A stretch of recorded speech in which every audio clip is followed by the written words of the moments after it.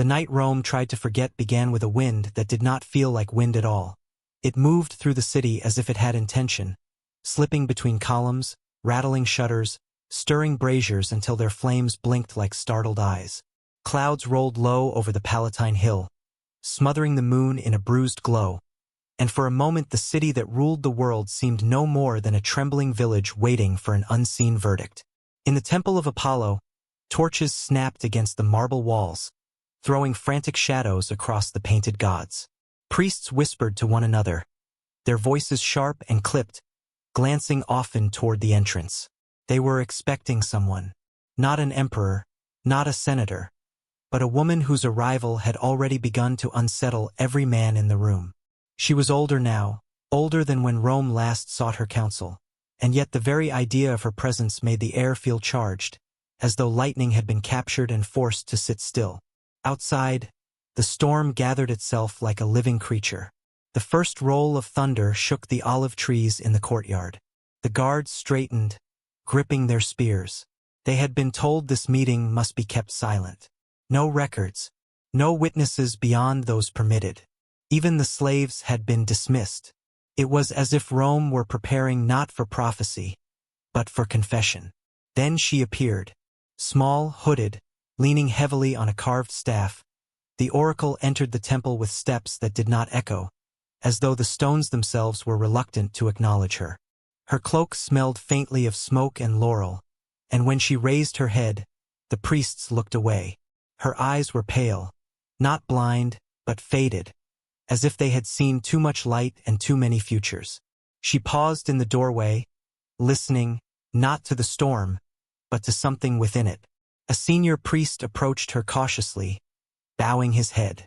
"The men you asked for are waiting," he said. "They insist the matter is urgent." Her lips parted in a thin, tired line. "All matters brought to me are urgent," she murmured. Yet urgency has rarely produced truth. She allowed them to guide her toward the inner sanctum, where the greatest disputes of the Republic had once been settled in secret. Tonight, however, the guests were not statesmen seeking the future of a war. They were nobles, wealthy, powerful, and desperate. Their faces glistened with anxiety, none daring to speak as she approached. They formed a semicircle around her, leaving a space in the center as though she carried the plague. A low brazier burned beside her, releasing a thin plume of scented vapor. The flame flickered oddly, bending toward her like a creature recognizing its master. She lowered her staff, closed her eyes, and inhaled slowly, letting the vapor seep into her lungs. The nobles watched. One swallowed hard. Another steadied himself with a trembling hand on a pillar.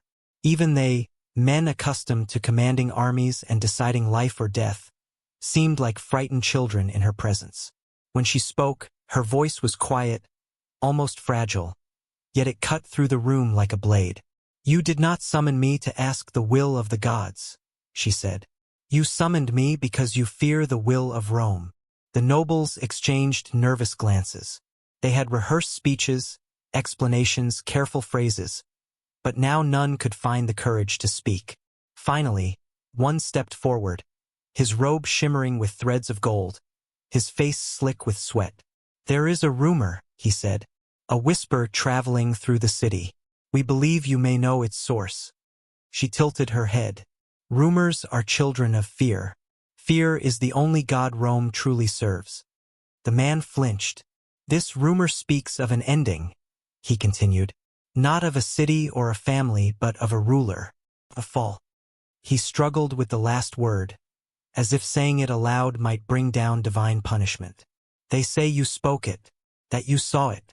The oracle did not answer immediately. She opened her eyes, and for a moment, lightning illuminated the room, bleaching every face in white. The storm growled directly above the temple, rattling the bronze doors. When the thunder faded, she raised a hand. "You request a prophecy that has already been spoken," she said. "What I saw cannot be unsaid." A murmur rippled through the group. One of them stepped closer, lowering his voice to a hiss. "Then tell us precisely what you saw. We must know the truth." "The truth," she replied, "is not what you seek. You seek reassurance. You seek to negotiate with destiny. But destiny does not bargain. Her words hung in the air, heavy and suffocating. Outside, rain began to fall, not in gentle droplets, but in sudden sheets that hammered the temple roof. The sound was relentless, like fingers drumming against a coffin. "Tell us anyway," another noble demanded, his composure cracking. "We must know who it concerns." For the first time, the oracle seemed to age in front of them. Her shoulders sank. Her breath trembled. When she spoke again, her voice had lost its sharpness. It now carried the weight of someone who had seen too much and wished she had seen less. "I saw a crown of memory," she whispered, "resting on the head of a shadow Rome refuses to acknowledge. A return formed not in flesh, but in consequence. A ruler undone not by a sword, but by what he tried to bury." No one spoke. The wind howled through the cracks of the temple, as if reacting to her words. Then she added something more, a detail so quiet that only the closest heard it. "The fall begins where the silence ends." A noble inhaled sharply, realizing the implication. Another stepped back, shaking his head. The storm outside grew violent, forcing the guards to push against the doors to keep them shut. The torchlight flickered wildly, almost extinguishing. The oracle stood perfectly still. "You brought me here," she said softly, "because you believed you could command the future. Yet the future listens to no emperor." She turned toward the entrance, ready to leave, but the senior priest blocked her path. "You must remain," he stammered. "The emperor will demand to hear this himself." Her face hardened for the first time. "Some truths," she said, "were never meant for emperors." A crack of thunder shook the floor. A scream, or perhaps just the wind, echoed through the courtyard. And in that instant, every man in the chamber understood something unspoken. Whatever prophecy she carried, it was not merely dangerous. It was fatal. The guards tightened their grip on their spears. The nobles took a collective step back. And the oracle, in the shifting glow of the torches, looked as though she were already halfway between this world and another. A messenger bearing a truth too heavy for any empire to bear. The storm raged on, but a deeper storm had already begun inside Rome. And someone in that room was not going to leave alive. Rome had always been a city of noise. The clatter of wagons over stone roads, vendors shouting their prices, soldiers chanting cadence as they marched through narrow streets.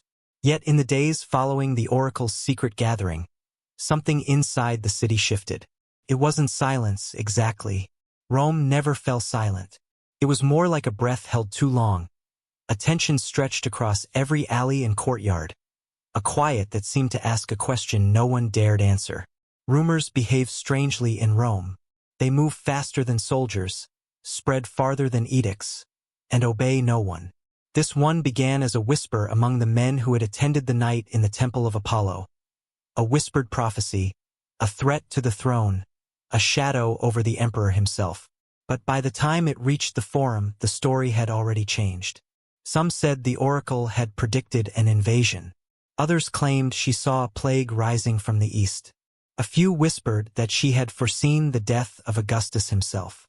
The city reacted the way living things do when danger approaches, instinctively, without thought. Conversations became shorter. People walked faster. Eyes lingered on strangers just a little too long, as if trying to measure whether they were part of the rumor or merely victims of it. Even the stray dogs seemed to sense the unease, prowling the streets with their ears pinned back. In taverns, men hunched over cups of sour wine, lowering their voices whenever a new patron entered. Fishermen at the Tiber docks paused their work to exchange glances, their nets dripping in their hands. Housewives buying grain turned to each other with furrowed brows. Something was coming, they all felt it. Something no wall or legion could stop. It wasn't just the common people who were afraid. The elite were worse. Senators gathered in private rooms lit with a single oil lamp, arguing in frantic whispers about whether the oracle's words were a genuine threat or merely a weapon crafted by their rivals. Generals, hardened by years of war, began consulting astrologers instead of strategists. Even the priests, whose job it was to remain calm and detached, seemed uneasy, fumbling their rituals and misreading omens. One young priest dropped a sacred bowl during a morning ceremony, the bronze ringing sharp against the marble floor.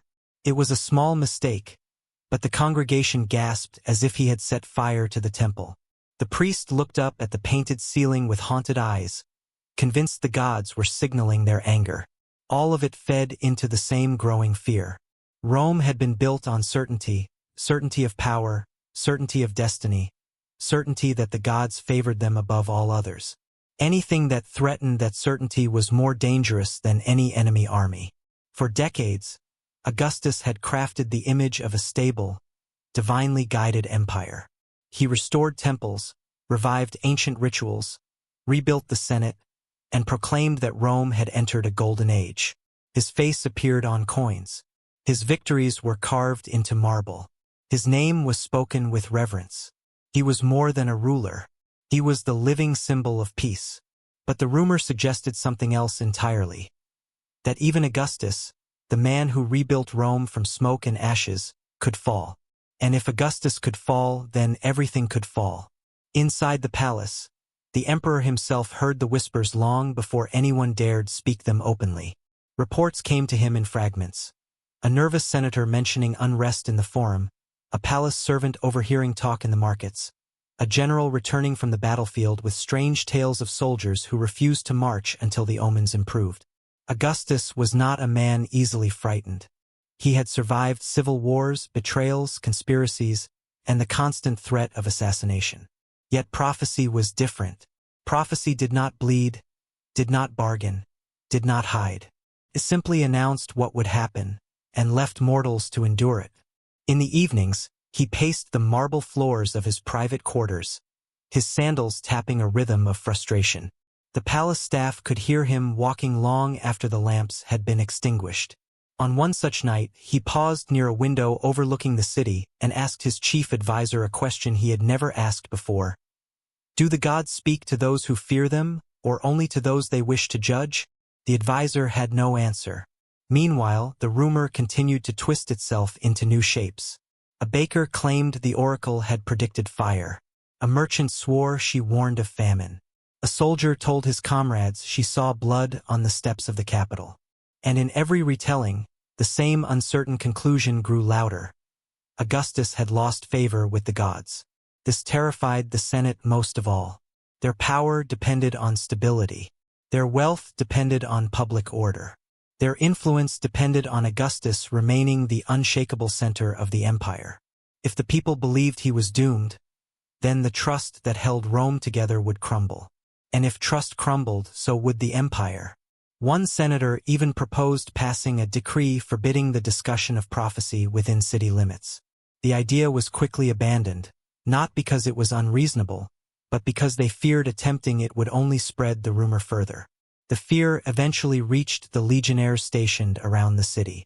Soldiers who had once marched with unwavering discipline now hesitated during morning drills. Some sought blessings from street priests, offering coins they could not afford. Others carried small charms or scratched symbols of protection into the grips of their swords. A few even whispered that if the oracle had seen doom approaching, perhaps marching into battle under the emperor's name was no longer safe. Even the animals seemed affected. Horses grew restless. Birds flew in scattered patterns. A single raven perched atop the Capitoline hill for 3 days, staring down at the city with glossy, unmoving eyes. People interpreted it however they wished, but the consensus was always the same. It was a sign. Rome thrived on signs, and now signs were everywhere. In the midst of this slow-building panic, an old woman in a tattered cloak stood near the forum, muttering to herself as she sold herbs and talismans. When asked what troubled her, she replied in a cracked voice, "The air tastes wrong." The men who heard her exchanged grim looks and walked away quickly. Something was building, a storm not of weather but of belief, and it all stemmed from one woman, one prophecy, one truth too dangerous to speak openly. As the days passed, people began to ask the same question in their homes, in the markets, and at the temples. If the oracle had truly spoken, what exactly had she seen? The answer was spreading, changing shape with every whisper. And the emperor, watching from behind palace walls, knew that unless he found the source and pulled it out by the root, the rumor could grow into something far more dangerous. Something that no legion, no decree, no threat could contain. Augustus was not born as Augustus.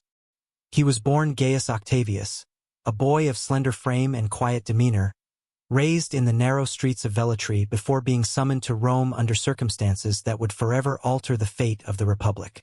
He had been clever, obedient, and observant, traits that marked him as someone who could survive where others would stumble. Yet even the wisest could not have foreseen the burdens that would come when a name, Julius Caesar, was grafted onto him like a crown of fire. The murder of Caesar catapulted Octavius into a world of chaos. Rome's streets ran red, senators quarreled like children over toys, and armies pledged allegiance to men who could no longer guarantee their loyalty to the city itself. In those first months he was underestimated, mocked even. But he learned quickly. Every insult, every betrayal, every threat became a lesson in the subtle art of control. He began to study men, their weaknesses and desires, with the precision of a surgeon. Nothing escaped him: the twitch of an eye, the hesitation of a hand, the unguarded glance across a table. What defined him more than strategy, however, was his obsession with fate. He understood that Rome had been built on stories, omens, and the invisible thread of destiny. The people needed symbols, rituals, signs that connected them to something greater than the chaos of mortal life. Augustus learned to manipulate that need, subtly at first. A carefully timed public appearance, a ritual performed with exaggerated devotion, coins minted with divine imagery. Over time, these gestures built a perception more powerful than armies: that he and he alone was chosen. He became a man who believed in power not only as a tangible force but as a preordained right. Every battle won, every law passed, every temple restored was proof that the gods themselves approved of his rise. Yet behind this calculated calm, there existed an unspoken terror: the fear that fate was not entirely obedient, that the threads he sought to weave into a seamless empire might snap at any moment. The thought that a prophecy, a single carefully spoken word, could undo everything he had built haunted him more than any assassin's blade. Augustus's fascination with omens was not casual. He surrounded himself with augurs, astrologers, and soothsayers, filling his chambers with men who could interpret the sky, the entrails of animals, or the tremor of a river. Yet he rarely took their words at face value. He cross-examined, challenged, and manipulated them. A prediction was not simply truth. It was a tool to be tested.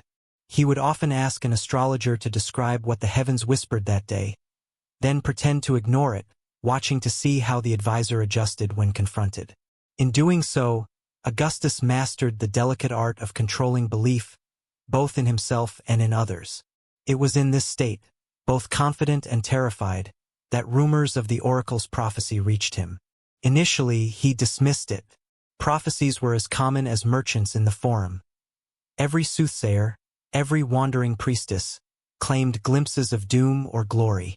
But this time, the whispers carried a particular weight, one that caused even the bravest men to glance nervously toward the imperial palace. They said the oracle's words were different, unalterable, precise, and terrifying. They hinted at an outcome not merely political, but existential, striking at the very heart of Rome's future. And for the first time, Augustus felt a tension he could not quell through ritual or coins. He summoned his most trusted advisors, asking them to verify the reports. Historians, scribes, and priests provided fragmented accounts, their recollections inconsistent yet alarming. Some insisted she had mentioned a shadow crowned in memory, a phrase so ambiguous it could be ignored, yet the deliberate phrasing unnerved him. Others claimed she spoke of consequences buried and forgotten, events that Rome would desperately try to erase. Each account amplified the fear in the emperor's mind. Even Augustus, master of propaganda and public image, realized the danger lay not just in the prophecy itself, but in its ripple through the hearts of men. If the populace believed, no force could counter it. In response, he intensified his control. Public ceremonies became more elaborate, spectacles grander and more frequent.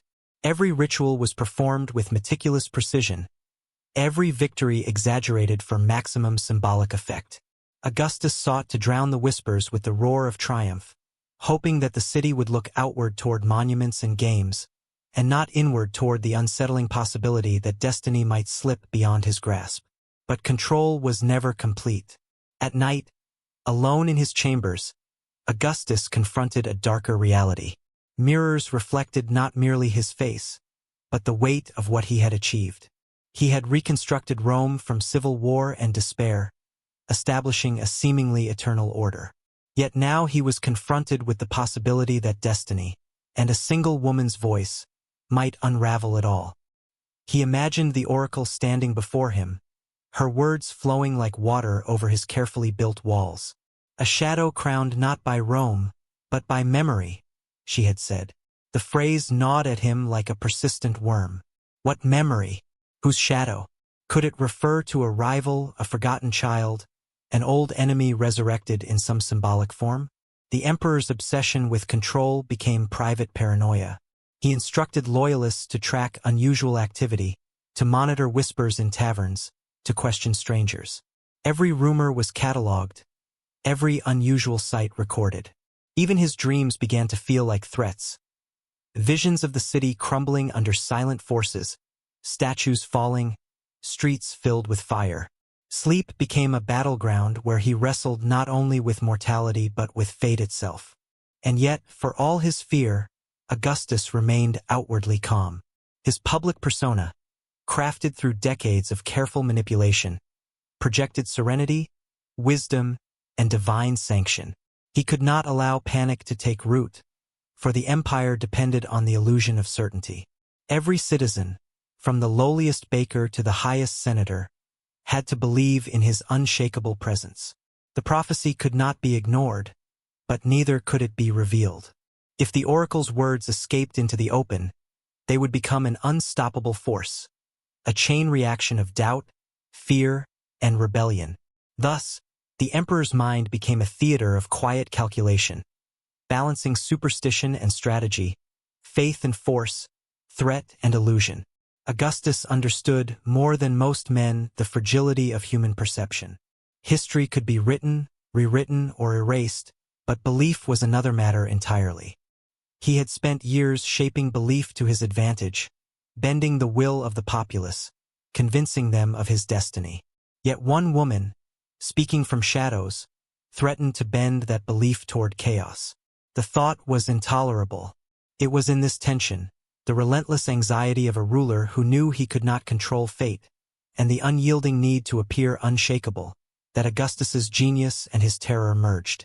Every action, every decree, every calculated smile was designed not only to govern the empire but to wrestle destiny itself into submission. He had rebuilt Rome, yes, but now he faced an enemy invisible, ineffable, and far older than any legion: prophecy. And in the silent corridors of the palace, with torches flickering against the walls, Augustus understood that the moment of reckoning was approaching. Somewhere in the city, the oracle's voice waited, like a knife poised over the throat of history, ready to drop. And for the first time, Rome's ruler realized that no amount of power, wealth, or cunning could guarantee victory against what was coming. The Sibylline oracles were neither wholly of Rome nor wholly of the world as men understood it. They were voices caught between time and memory, women chosen not for ambition or courage, but for the capacity to endure visions that would have broken the strongest minds. Their arrival in the city was marked not by fanfare but by a quiet unease. Even the air seemed to shift, heavier and more deliberate, as though anticipating the weight of words yet to be spoken.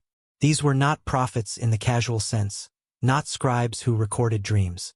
They were conduits, vessels into which something ancient and uncompromising could speak.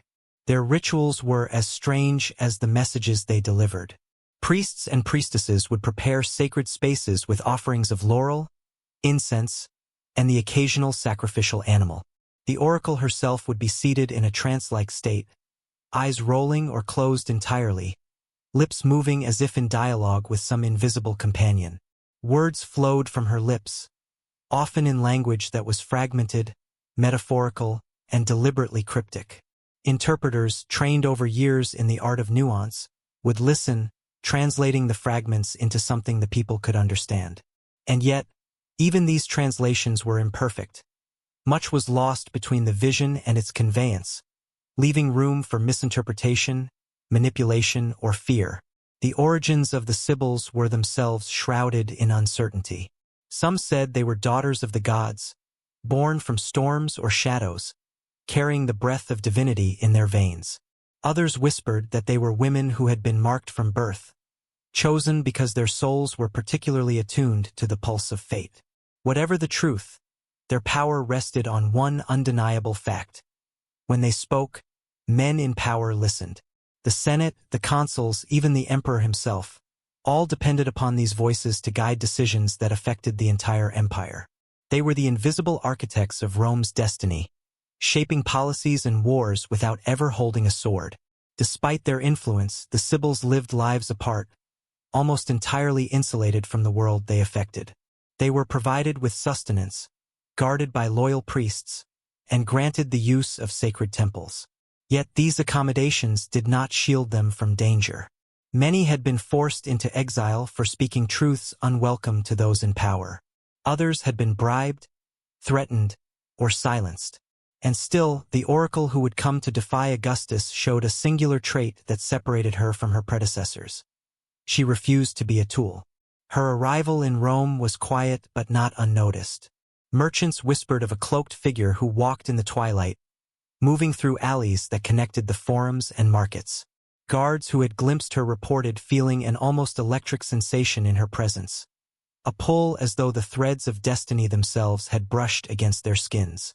By the time she entered the palace, her reputation had already rippled through the city, though its shape and meaning were malleable, for rumor, like prophecy, thrives on ambiguity. Her methods were no less unusual than her origins. Unlike other Sibyls who relied on elaborate ceremonies, she often spoke directly, without the trappings of ritual, when the moment demanded. Her words could appear fragmented or elliptical, but they carried an authority that compelled attention.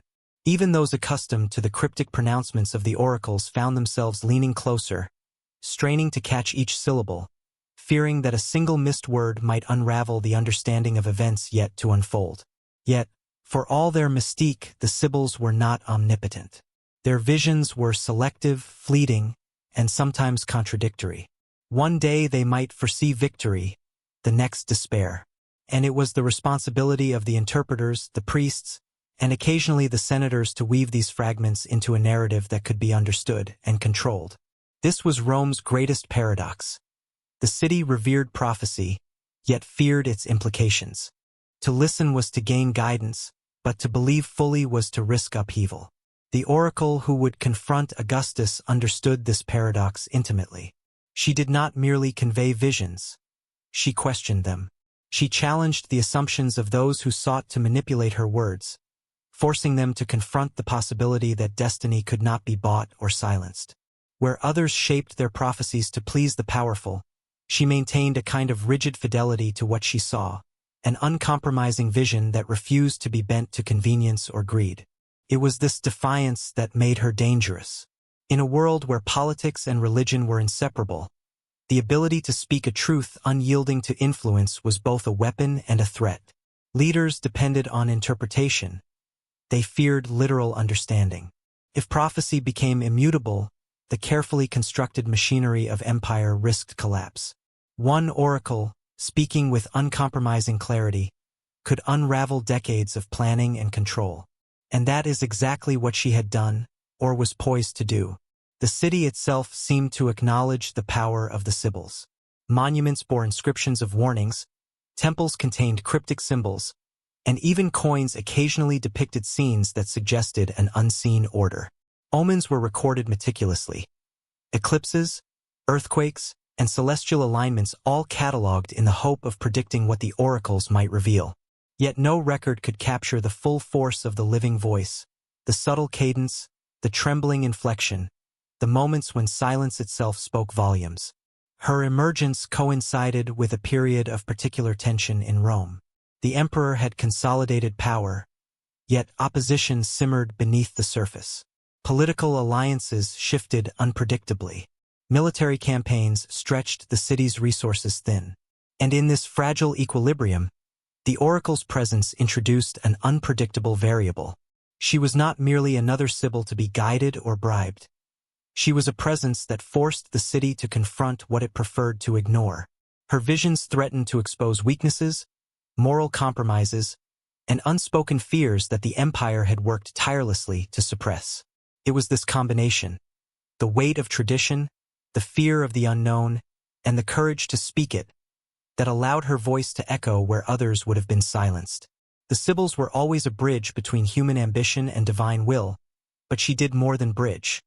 She challenged the structure, showing that even the most meticulously designed systems were vulnerable when confronted with truths unaltered by politics. In her words lay both clarity and danger, and it was this tension that made the rumors in Rome grow faster than any soldier could march or any decree could suppress. Her methods and her defiance were compounded by her understanding of human nature. She knew that men in power feared exposure as much as failure.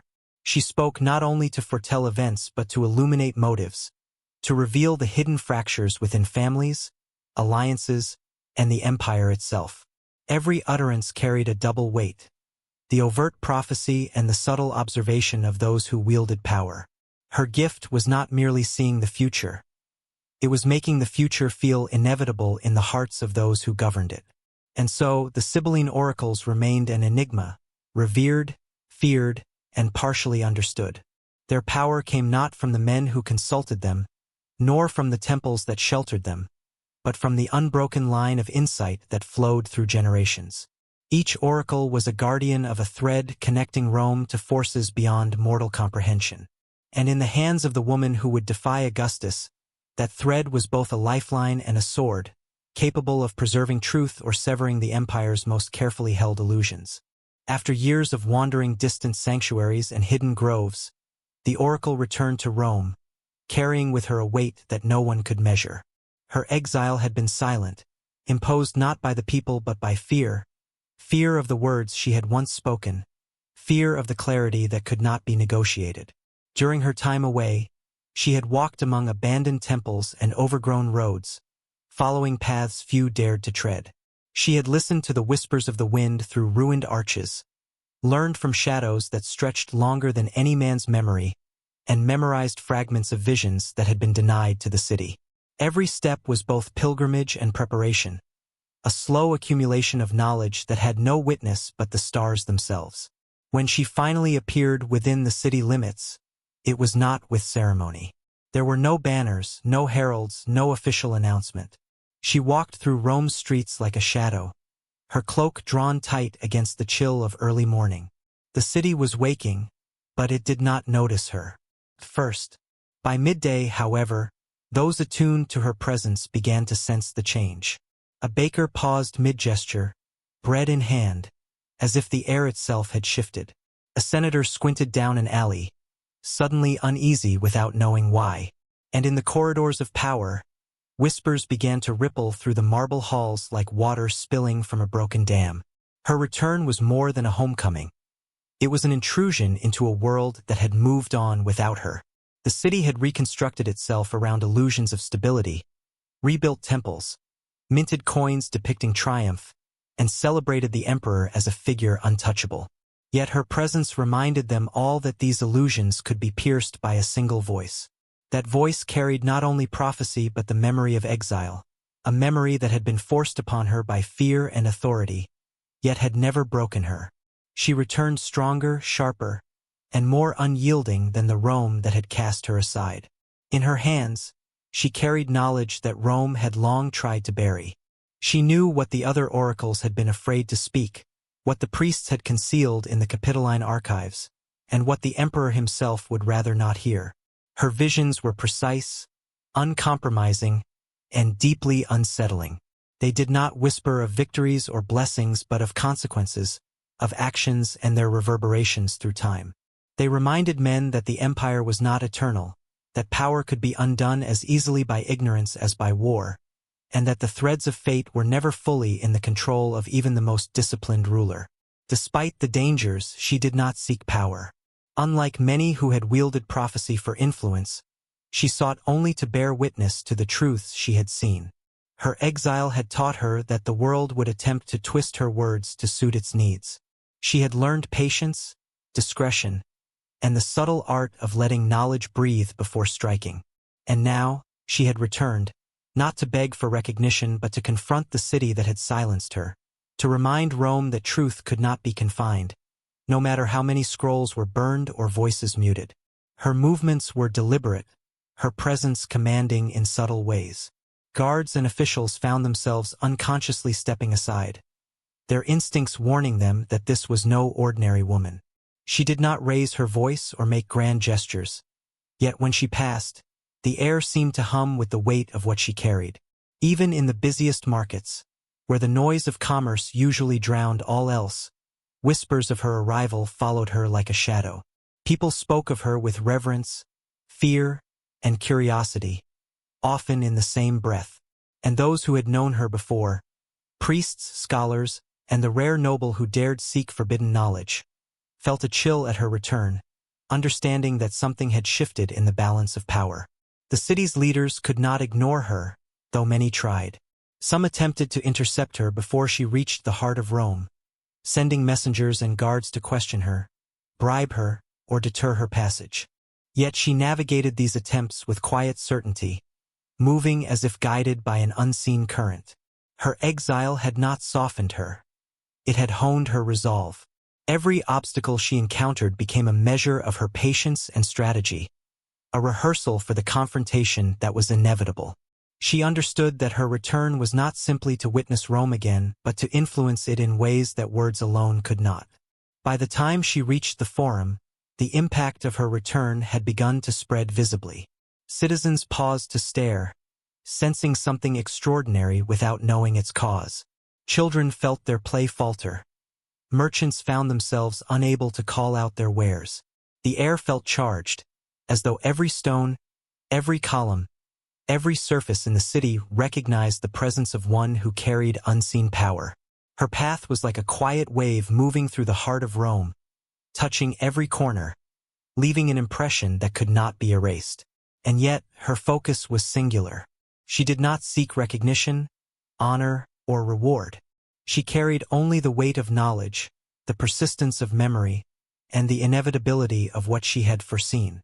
She understood that destiny was neither kind nor merciful, and that to speak truth in a city that feared it was an act of courage greater than any battlefield victory. She was not naive. She knew that her return would provoke anxiety, anger, and even violence. But she also knew that silence was more dangerous than exposure, that the cost of muting truth could outweigh the consequences of speaking it. Her arrival coincided with subtle disturbances that seemed almost supernatural. Animals recoiled in her presence, shadows lingered longer than expected, and even the wind seemed to pause at her passing. These were not mere coincidences. They were signs, echoes of the ancient powers that had guided the Sibyls for generations. Rome had long depended on the oracle's voice, yet it had also feared it. Her return reminded the city that power could be measured not only in armies or wealth, but in knowledge, perception, and the courage to act upon what is seen but not yet understood. By the time she reached the temple precincts, the whispers of her presence had grown into something resembling fear, tinged with awe. Priests and officials who had ignored the rumors found themselves reconsidering their loyalties and decisions. For them, she was both a threat and a challenge, a reminder that Rome's carefully curated order rested upon fragile belief. The oracle's exile had been a temporary reprieve for the city, but her return was a reckoning. She carried the weight of years spent in preparation, of visions that could not be silenced, and of knowledge that the city would prefer to remain buried. And so, she returned to Rome not as a figure of the past, but as a force that demanded attention. Her exile had shaped her into something beyond mere human calculation, a vessel of inevitability, a reminder that the city's stability depended as much on perception as on law or might. She walked through the streets with deliberate calm, unbothered by guards or officials, her eyes reflecting a clarity born of years observing the hidden patterns of the world. Each step was a signal to those who knew to prepare, and to those who did not yet understand, a subtle warning that the quietest voices often carry the heaviest truths. The city had welcomed her with silence, suspicion, and wonder, and for the first time in decades, Rome felt that the delicate balance between fear and certainty had shifted. Somewhere, deep in the corridors of power, a ripple began, one that would reach the emperor himself. The oracle's return was not merely a movement through space. It was a movement through fate, threading her influence into the heart of an empire that had believed itself untouchable. And as she walked, the city seemed to hold its breath, sensing that the future, long guided by careful hands, was about to be challenged in ways no one could anticipate. The streets of Rome had always been crowded, alive with the constant rhythm of human activity, yet in the days following the oracle's return, they felt unusually tense, almost anticipatory, as though the city itself sensed the shifting currents of power. Merchants, normally preoccupied with the weight of coin, paused mid-gesture as if some invisible force had slowed time. Children stopped their games, watching her pass with wide eyes, sensing an authority they could not name. Soldiers straightened in the streets, their eyes flicking toward shadows, uncertain if what they perceived was real or merely the influence of a mind attuned to invisible patterns. Even the wind seemed altered, carrying whispers of old prophecies and the faint scent of incense, as though the very air was aware of the burden she carried. Her influence, subtle yet undeniable, began to ripple through every corner of the city. Priests convened secret meetings, debating the proper course of action. Some urged caution, fearing that any misstep could provoke disaster.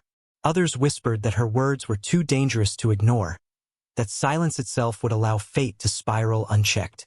The senators, whose lives revolved around the careful balance of power and perception, grew restless. Every decree, every ritual, every carefully orchestrated ceremony now seemed insufficient to anchor the empire's stability. And the emperor, who prided himself on mastery over men and gods alike, could not escape the growing sense that the threads of destiny were fraying beneath his feet. She did not announce her purpose, and no one dared confront her openly. Instead, she moved with deliberate, almost predatory calm, observing the city and its people as one might observe a vast, intricate tapestry. She noticed the smallest details, a flicker of doubt in a soldier's eyes, the hesitation of a senator's hand, the faint tremor of a priest's voice. These were not trivial observations. They were the patterns of fear and power, the invisible lines that governed human behavior.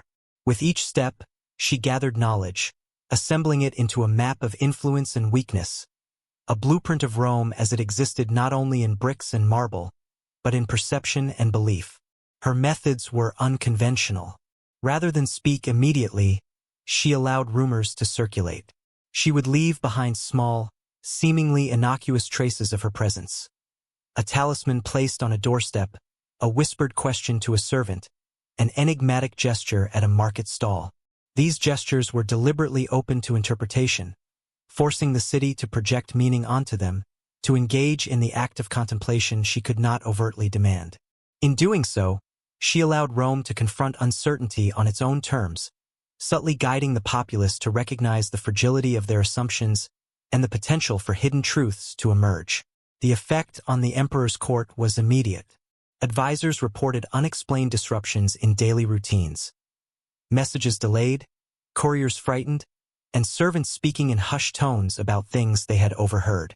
Even Augustus, whose life had been defined by control, manipulation, and an unyielding grasp on information, felt the creeping unease that only knowledge beyond his command could produce.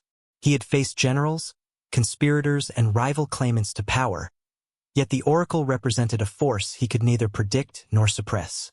Her return was an anomaly, a variable outside the usual calculations of strategy, diplomacy, and surveillance. Inside the palace, discussions of her presence dominated every council meeting, though few dared speak her name aloud. Some suggested attempting to intercept her, using guards and loyal servants to monitor her movements. Others argued for bribery, presenting the possibility that her silence could be purchased or manipulated. Still others advocated waiting, observing, and learning from her actions, recognizing that any overt move might reveal weakness to both the city and the unknown forces she represented. The emperor, torn between fear and strategy, weighed each option carefully. His mind, so often decisive, now encountered hesitation, a sensation he was unaccustomed to and deeply mistrusted. Meanwhile, among the common people, stories of her presence began to circulate like wildfire. At the docks, fishermen whispered that they had glimpsed a cloaked woman moving along the quays, her gaze intense and otherworldly. At the markets, merchants recounted tales of seeing her glance at a coin, then mutter words that seemed to make prices change in the minds of those nearby. Even in the taverns, where gossip normally veered towards scandal or amusement, the conversation shifted, subdued and tense, as if speaking too loudly might summon the oracle's attention. And through it all, a singular theme emerged. She had returned to Rome, not merely to walk its streets, but to illuminate its hidden vulnerabilities, to reveal truths that men had labored to ignore. Her influence extended beyond observation. She engaged selectively with those she deemed capable of perceiving her intent, offering fragmented advice, cryptic questions, and sometimes unsettling insights. A soldier would find a whispered remark regarding loyalty. A priest might be asked to consider the consequences of misreading an omen. A senator would be confronted with a question so simple, yet so profound that it left him uncertain whether he had been tested, warned, or guided. These interactions were deliberate, designed to create ripples of doubt and reflection, forcing the people of Rome to reconsider their assumptions and the stability of their own decisions. Even those in the emperor's immediate circle felt the subtle weight of her return. Advisors reported strange behavior among the household staff. Servants taking unusual routes through the palace, guards hesitating in their duties, messengers delivering messages late or incorrectly. Each disruption, though minor in isolation, contributed to a mounting sense of unease, a quiet acknowledgement that something beyond comprehension had entered the city. Augustus, ever methodical, tried to account for each anomaly, yet he could not trace the source. The oracle had returned not with confrontation, but with an almost imperceptible influence that challenged the very foundations of control. By the end of her first week back in the city, a pattern had become clear. She was not merely a visitor. She was a force of awareness. Every interaction, observation, and subtle gesture she made generated consequences that radiated outward, touching not only those she encountered directly, but the broader social and political networks of Rome. It was a kind of invisible architecture, constructed from insight, perception, and calculated patience. Those attuned to her presence began to sense the underlying logic of her movements, while others felt only anxiety, fear, and the unsettling impression that the city had been observed and measured by an intelligence they could neither see nor resist. Her return did not go unnoticed by rival powers either.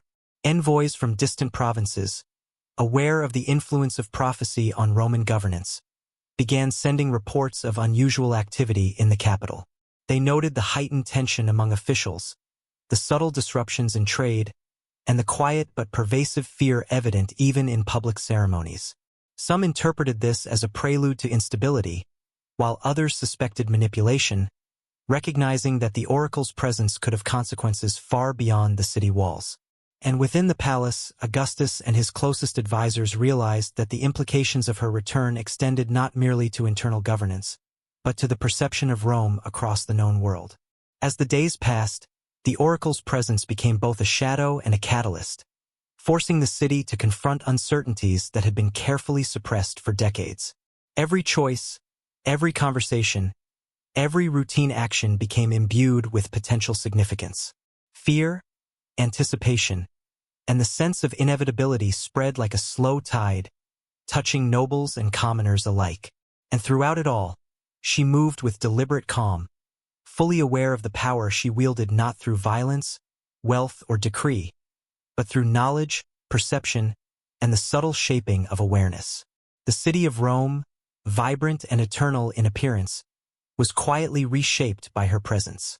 She had returned not as a symbol or relic, but as an active force, engaging the hearts, minds, and decisions of all who encountered her. By the time Augustus fully comprehended the implications, it was already too late to simply ignore her. The oracle had inserted herself into the currents of power, consciousness, and fear, creating a web of influence that could not be untangled through force or suppression. She had returned, and the empire had no choice but to reckon with the consequences. The Senate had convened in urgency, though no official decree had yet been issued. Augustus, aware that the oracle's presence in Rome was no ordinary disturbance, called together his closest advisors in the quiet of the early morning, when the light barely touched the marble floors and shadows still clung to the corners of the chamber. The air was thick with anticipation, the kind that precedes revelation or disaster, and each man seated there could feel it pressing against their minds. The emperor's gaze was steady, but beneath that calm exterior, a storm churned. Every detail of her movements had been reported. Her arrival, her interactions, the whispers she left in her wake. Each account had been carefully catalogued, and each carried a sense of inevitability that Augustus had never encountered before. The senators themselves were uneasy, their accustomed confidence eroded by the persistent rumors and subtle disruptions she had wrought. Some had once believed that control could be maintained through law, influence, and strategic alliances. Others trusted in the loyalty of Rome's legions or the stability of the city's traditions. Yet now, each man confronted a reality that defied the usual levers of power. Here was a force not beholden to rank, wealth, or lineage.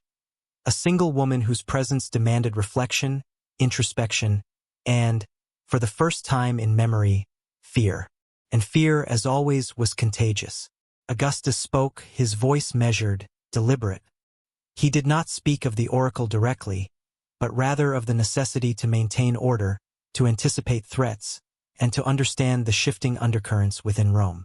His words, though calm, carried a weight that silenced the chamber. Each advisor recognized that this was more than strategy. It was acknowledgement of a variable beyond comprehension, something that could not be confronted with swords or legislation. Augustus's skill had always been in mastering perception, bending reality to the will of men and gods alike. Yet here, in the presence of the unknown, even he encountered a limit. Reports were read aloud. Sightings of the oracle walking through the markets, interacting with citizens in ways that suggested influence but stopped short of overt action.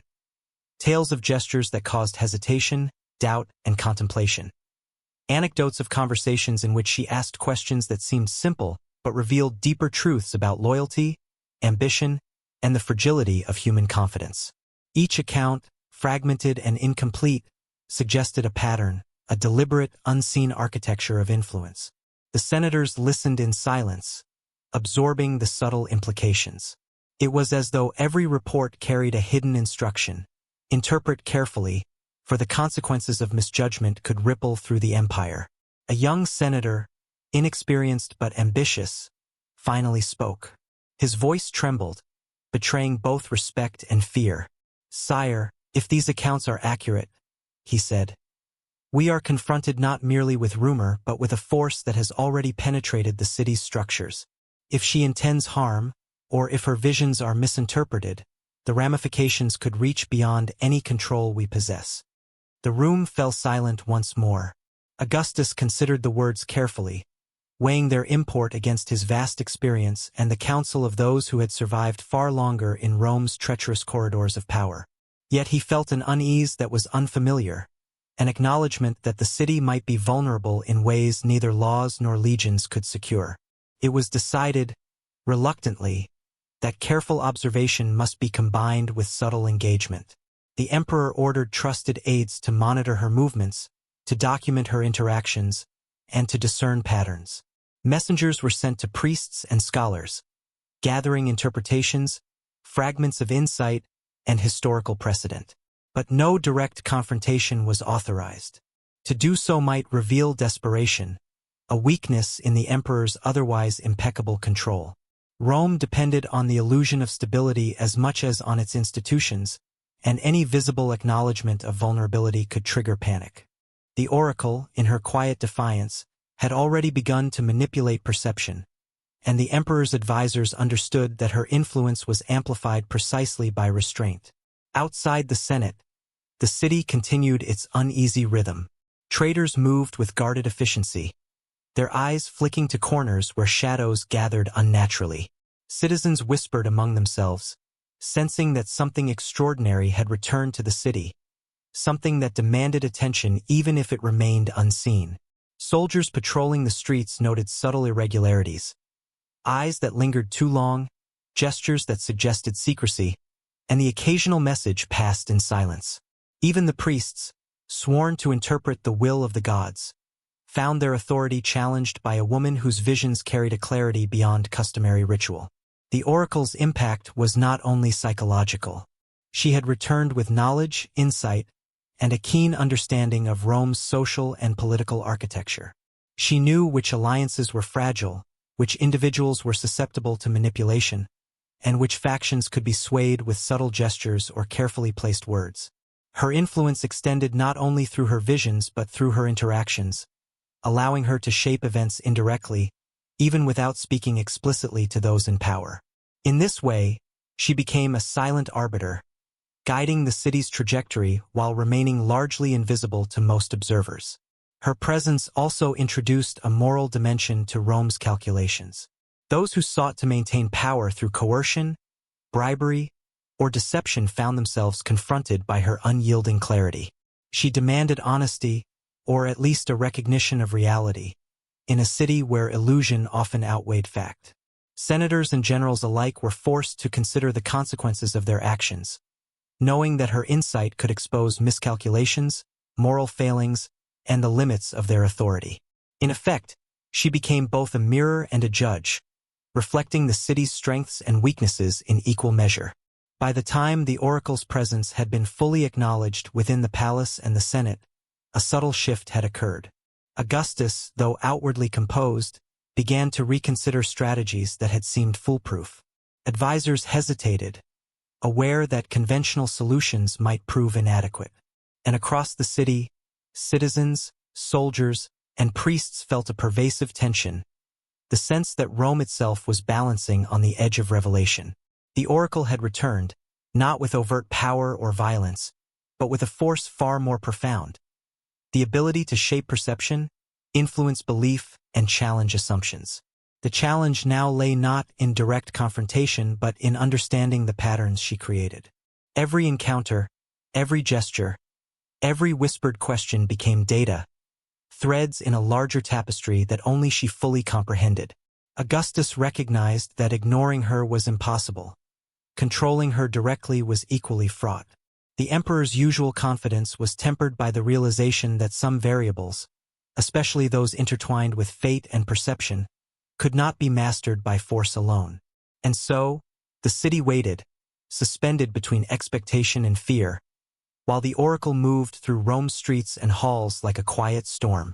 She had returned to confront the empire not with armies or legislation but with knowledge, insight, and a presence that could not be ignored. The senators, the emperor, and the people of Rome would each have to reckon with her, understanding that the consequences of her return were only beginning to unfold. In this careful, deliberate engagement, a new chapter of Rome's story was being written, one in which prophecy, power, and human ambition collided with profound and unpredictable consequences. The whispers began in quiet corners: a servant noticing a shadow move unnaturally along a corridor, a soldier pausing mid-step as if he had felt a presence behind him, a merchant murmuring to his companion that the city felt different. These small observations, though insignificant in isolation, grew into a wave of unease that swept through Rome. The oracle's influence had begun to permeate the very air, subtle yet insistent, touching minds and hearts in ways that could not be controlled or anticipated. People felt her presence before they saw her, a premonition of something vast, patient, and inevitable. She moved through the city deliberately, each step measured and purposeful, as if aware of the threads she was touching in the lives of every man, woman, and child she passed. Her cloak, dark against the early morning streets, seemed to absorb the light, leaving only the faint outline of her figure. Those who saw her often felt a chill or a sudden hesitation in their own movements, a quiet acknowledgement that they were in the presence of someone extraordinary. The city, accustomed to noise, commerce, and the unceasing rhythm of life, now seemed to pause, waiting for some invisible signal to continue. Her interactions were precise. She did not speak to everyone, nor did she need to. A glance, a gesture, or a question could ripple through a network of influence far more effectively than words. A question asked of a priest might unsettle an entire religious order. A word spoken to a senator could shift the balance of alliances. She understood that the city was not only built of stone and marble but of perception, belief, and fear. To influence Rome, one needed not armies or decrees but subtlety and understanding of the currents running beneath its surface. And she had mastered those currents over years of observation and exile. The emperor, acutely aware of her presence, instructed his aides to gather detailed reports on her movements. Couriers traced her steps through alleys and markets, reporting back with careful precision. Observers noted whom she approached, how people reacted, and any unusual behavior that followed. Each report was meticulously catalogued and analyzed. Yet even with this information, Augustus found himself increasingly unsettled. He was used to commanding events, bending circumstances to his will, but the oracle had inserted herself into the city in a manner that could not be constrained by military might, bribery, or legislation. She was a variable beyond calculation. Her influence extended beyond the halls of power into the daily lives of ordinary Romans. A craftsman might hesitate mid-task, sensing judgment in her gaze. A mother might glance at her child differently, prompted by a subtle question whispered in passing. A soldier might rethink the loyalty of his comrades after an interaction that seemed almost incidental. The effects were cumulative. Small, almost imperceptible adjustments in behavior began to aggregate into broader patterns of tension, awareness, and uncertainty. In her presence, the city itself became an instrument of prophecy, responding to her without overt command. Despite the subtlety of her influence, there were those who recognized the magnitude of her return immediately. Scholars who had studied the Sibylline oracles for decades began to reassess previous prophecies, noting patterns and connections that had previously seemed irrelevant.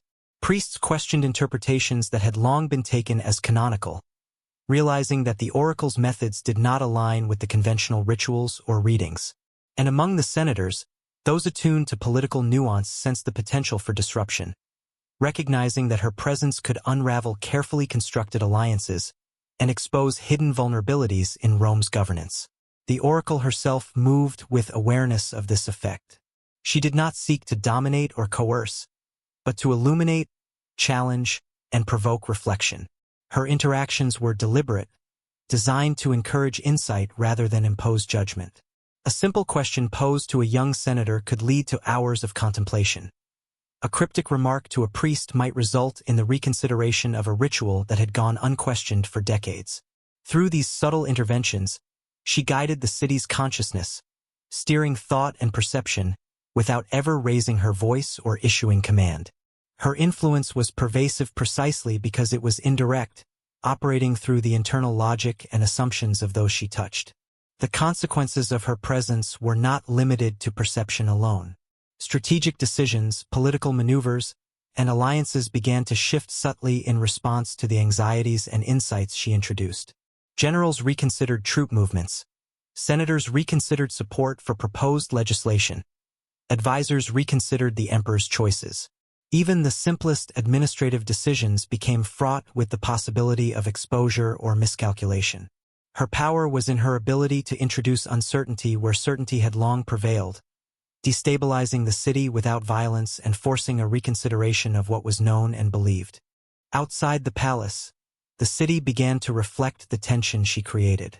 Markets operated with a quiet intensity, streets were patrolled with heightened awareness, and rumors spread that seemed to amplify her influence. Citizens spoke in hushed tones, interpreting small signs as evidence of her presence. Children's games slowed. Craftsmen hesitated in their work. Every interaction, however mundane, became an opportunity for perception to shift. The city, alive with human activity, became a living conduit for the oracle's subtle power, responding to her without conscious intent. Even within the emperor's inner circle, the effect was pronounced.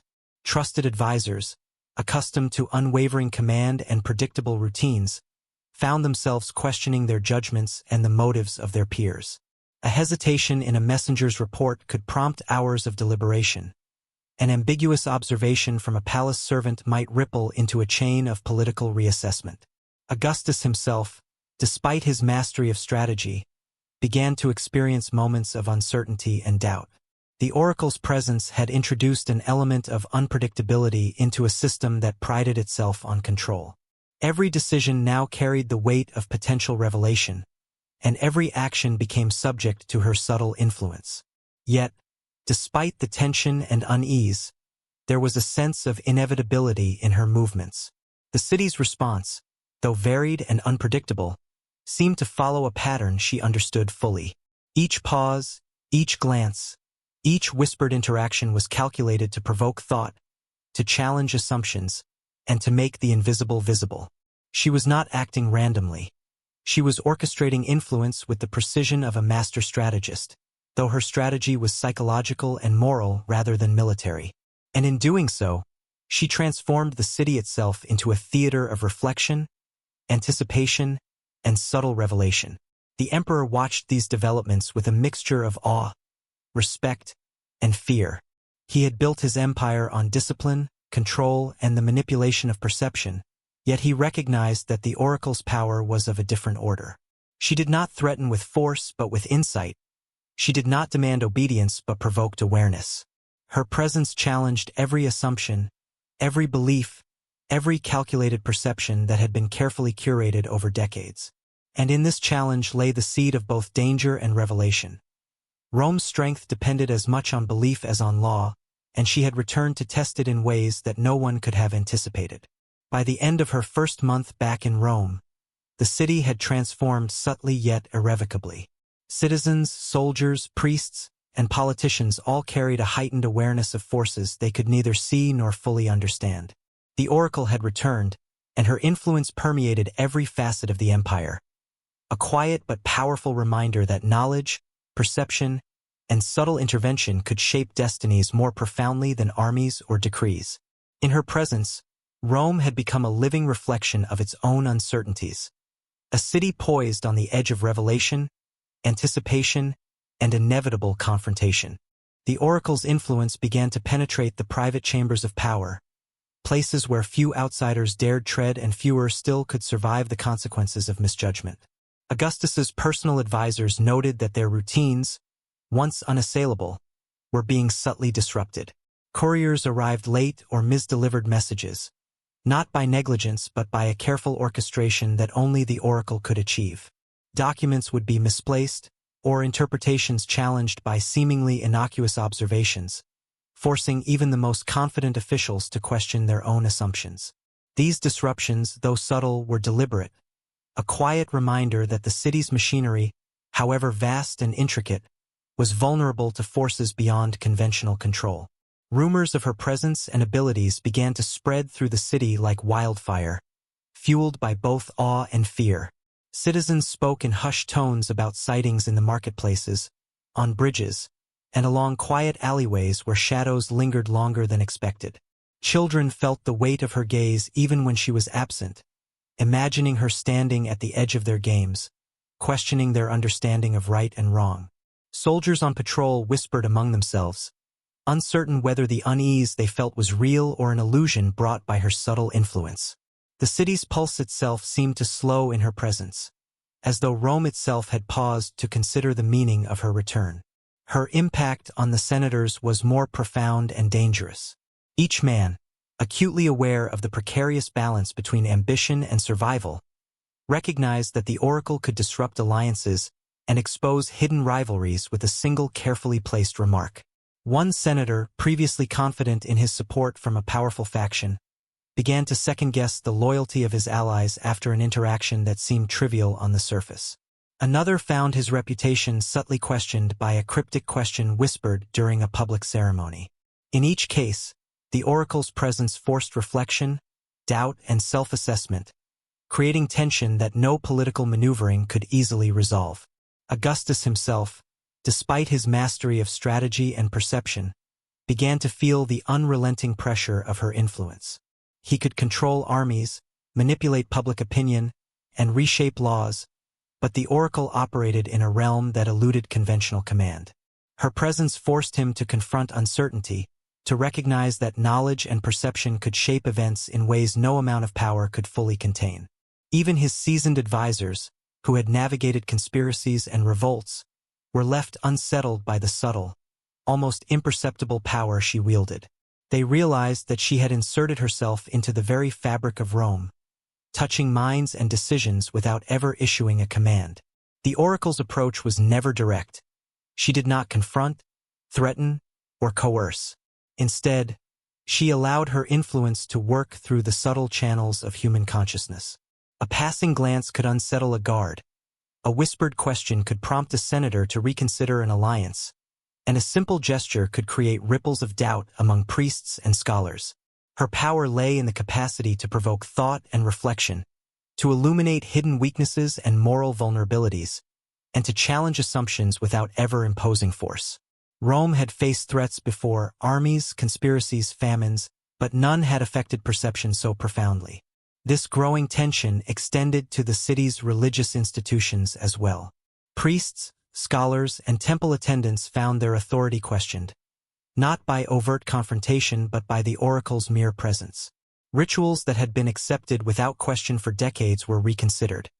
Interpretations of omens, previously seen as immutable, were now debated with newfound urgency. Even those most confident in their divine understanding began to recognize that the oracle's insight was not conventional but deeply penetrating, capable of exposing inconsistencies, biases, and blind spots that had long gone unnoticed. In this way, she unsettled not only the political but the spiritual fabric of the empire.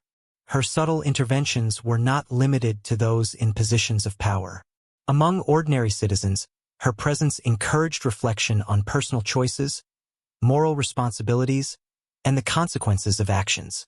A mother might reconsider a harsh word spoken to her child. A merchant might pause to question fairness in trade. A soldier might weigh the ethics of loyalty versus ambition. Through these indirect interactions, the oracle influenced the collective consciousness of the city, fostering a climate of introspection and heightened awareness. Her power, though invisible, was pervasive, shaping both public behavior and private thought. Even the environment seemed to respond to her presence. Shadows lingered longer, breezes carried faint, inexplicable scents, and the light in narrow streets appeared subtly altered. Observers could not easily dismiss these phenomena as coincidence, and many came to believe that the city itself acknowledged her authority. The streets of Rome, usually bustling and unrelenting, now seemed to pause and adjust to her movements, reinforcing the perception that she was not merely a visitor, but a force capable of reshaping the rhythms of daily life. Her return had turned Rome into a theater of quiet, psychological influence, where every interaction was loaded with unseen significance. The oracle also demonstrated an acute understanding of timing. She knew when to reveal herself in public spaces, when to linger in private encounters, and when to allow rumors to spread without her direct involvement. Each decision was carefully calculated to maximize the psychological and political impact, to destabilize assumptions, and to reveal truths without confrontation.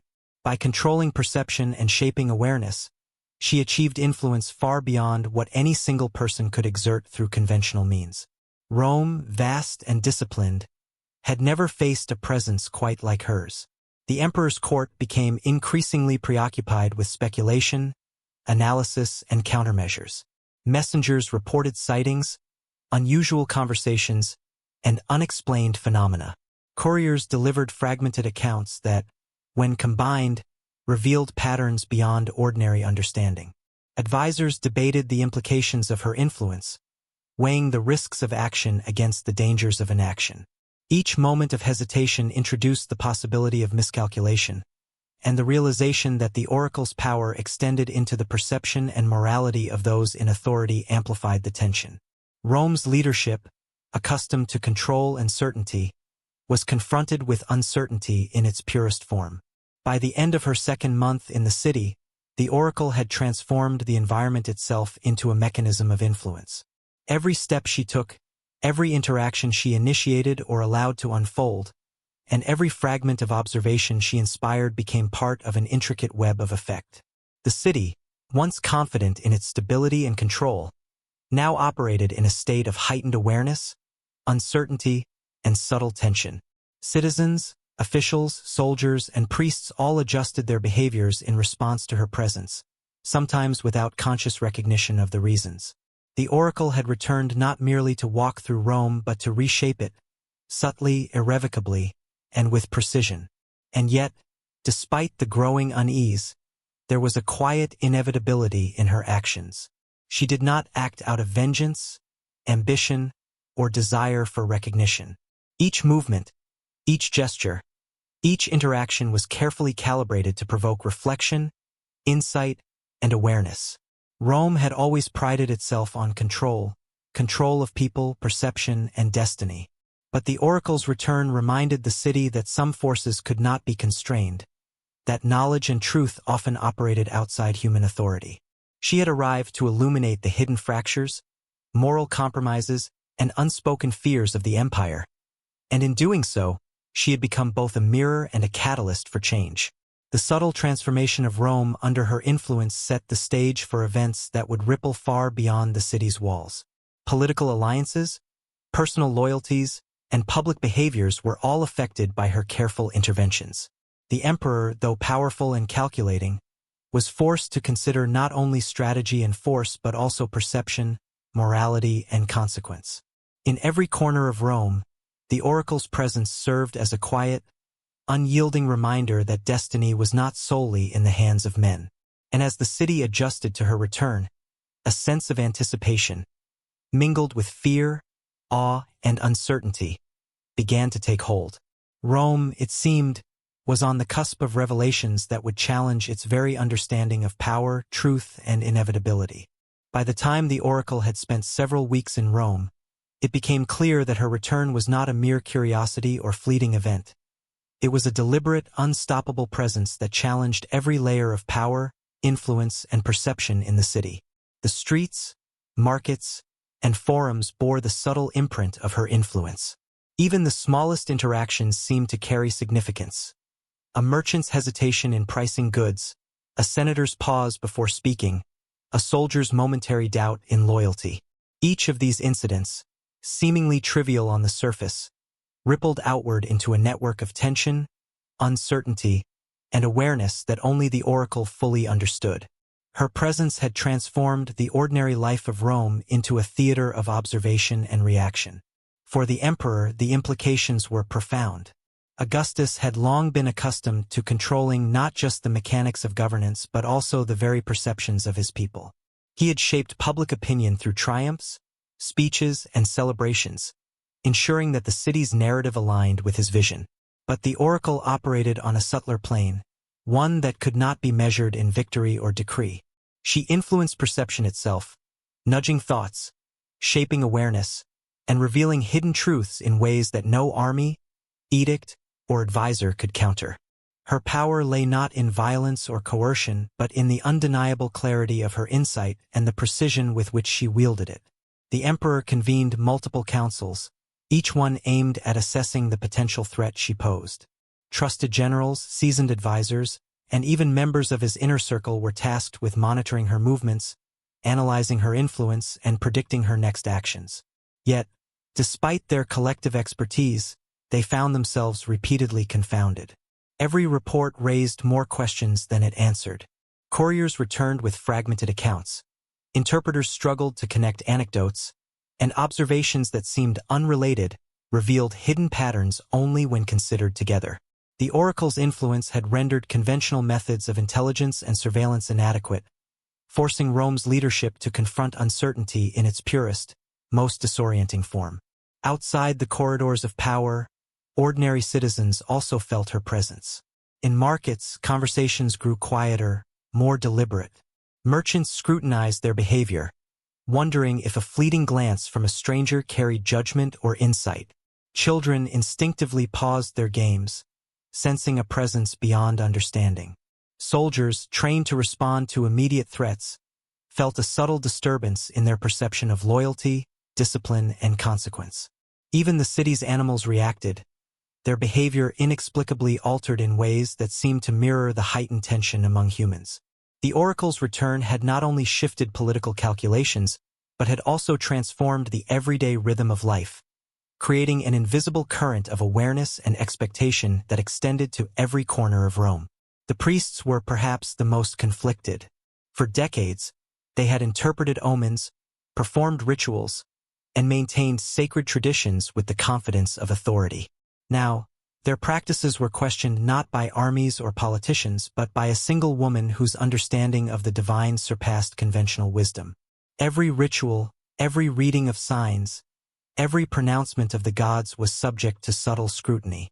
The oracle's presence revealed gaps in their knowledge, inconsistencies in interpretation, and vulnerabilities in the very structures they had relied upon to maintain influence over the populace. They understood, consciously or not, that her return was a challenge to both their authority and their understanding of Rome's spiritual order. The oracle's methods remained deliberate and indirect. She rarely spoke to those in positions of power directly, instead allowing her presence, gestures, and the reactions they provoked to communicate influence. A fleeting gaze toward a general could unsettle confidence in command. A cryptic question to a senator could spark hours of reflection on loyalty, morality, and ambition. Her power resided in her ability to guide perception without overt instruction, to provoke thought without direct confrontation, and to illuminate hidden truths without dictating action. This subtlety made her influence almost untouchable. Attempts to counteract it often only amplified its effects. The emperor, despite his considerable intellect and experience, began to experience a rare sense of disorientation. He was accustomed to anticipating outcomes, managing crises, and controlling narratives. Yet the oracle's influence operated outside the usual parameters of power. He found himself questioning assumptions, reconsidering strategies, and weighing consequences in ways that consumed his attention and disrupted his usual decisiveness. Her presence forced him to recognize that some forces could not be commanded, measured, or contained, that perception, awareness, and subtle influence could be as potent as armies and decrees. Augustus's confidence, normally unshakable, was now tempered by uncertainty. Even among his advisors, the oracle's return caused tension and speculation. Courtiers debated whether she intended harm or enlightenment, whether she was an agent of fate or a messenger of divine insight. Disagreements over the appropriate course of action grew heated, as the implications of her subtle power became clear. Some advocated engagement, hoping to negotiate or manipulate her influence. Others urged observation, fearing that any overt interaction would escalate unpredictably. The debates themselves were shaped by the oracle's presence, as every advisor had been subtly influenced in thought, perception, and decision-making, demonstrating the reach of her quiet authority. In the city itself, the effects of her return became more visible as weeks passed. Markets moved with an unusual caution. Citizens spoke more deliberately. Soldiers appeared vigilant yet distracted. Even the natural environment seemed to respond. Shadows lengthened in peculiar ways, breezes carried faint, inexplicable scents, and light shifted subtly along the streets. These phenomena, though easily dismissed individually, created a cumulative effect that reinforced the perception of her extraordinary influence. Rome had not merely witnessed her return. It had been reshaped by it, quietly but profoundly, in ways that affected governance, commerce, and daily life. The oracle's return also highlighted the fragility of human ambition. Senators who had once felt secure in their positions began to doubt alliances and motives. Generals reconsidered the loyalty of troops, and advisors questioned the consequences of their own counsel.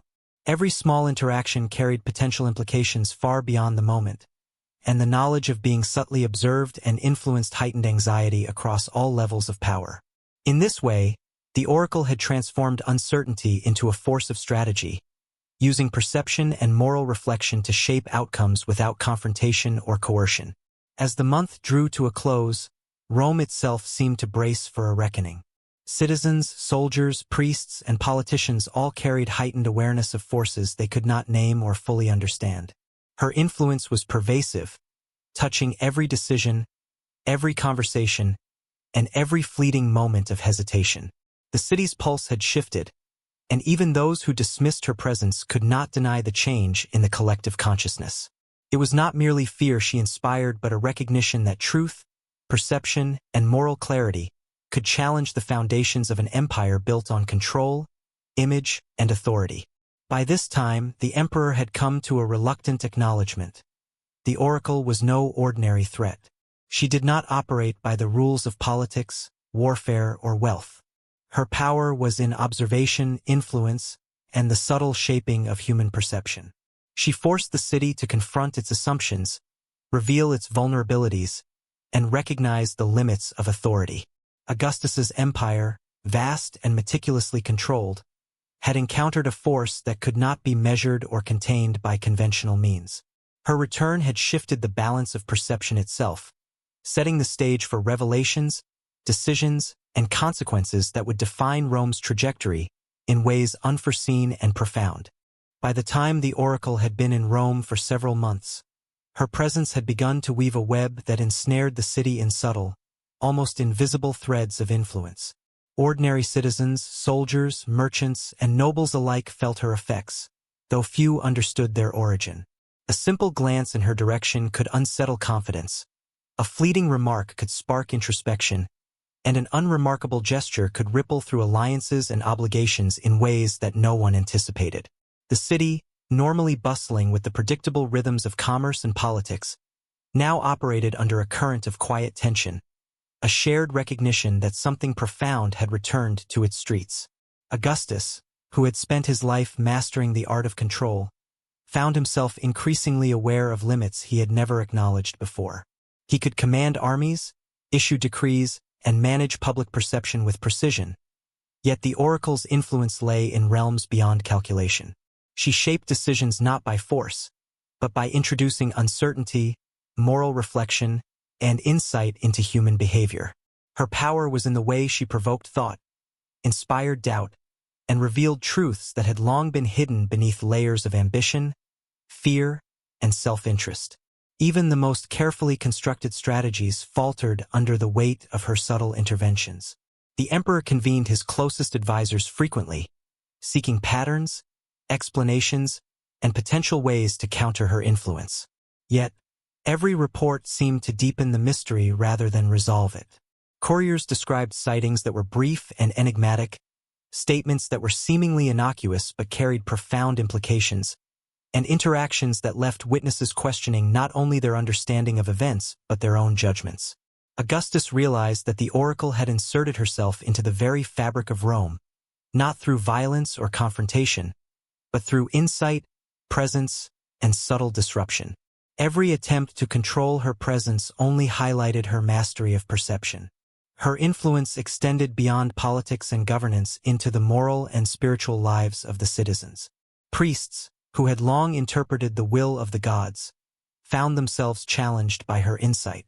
Rituals performed for decades without question were reconsidered, omens were reevaluated, and sacred interpretations were weighed against her cryptic observations.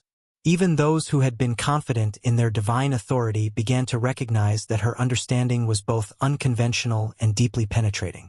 Her return revealed that the moral and spiritual order of the city was as fragile as its political alliances, and that perception could shape destiny as much as law or tradition. Among the senators, the oracle's presence became a catalyst for both reflection and tension. A senator's loyalty might be questioned with a subtle remark. A carefully placed observation could spark self-doubt, and a passing gesture could alter the course of alliances. Each man, acutely aware of the balance between ambition and survival, realized that her influence reached into the very decisions that defined power in Rome. Uncertainty, long feared in politics, had become a tangible force, and her subtle interventions ensured that every choice was weighed not only for consequence but for morality, insight, and awareness. Outside the halls of power, the city adjusted unconsciously to her presence. Merchants hesitated in pricing, citizens paused mid-conversation, and children seemed to sense the weight of her observation. Soldiers, trained to respond to immediate threats, found themselves second-guessing loyalty, discipline, and protocol. Even the physical environment seemed to reflect her influence.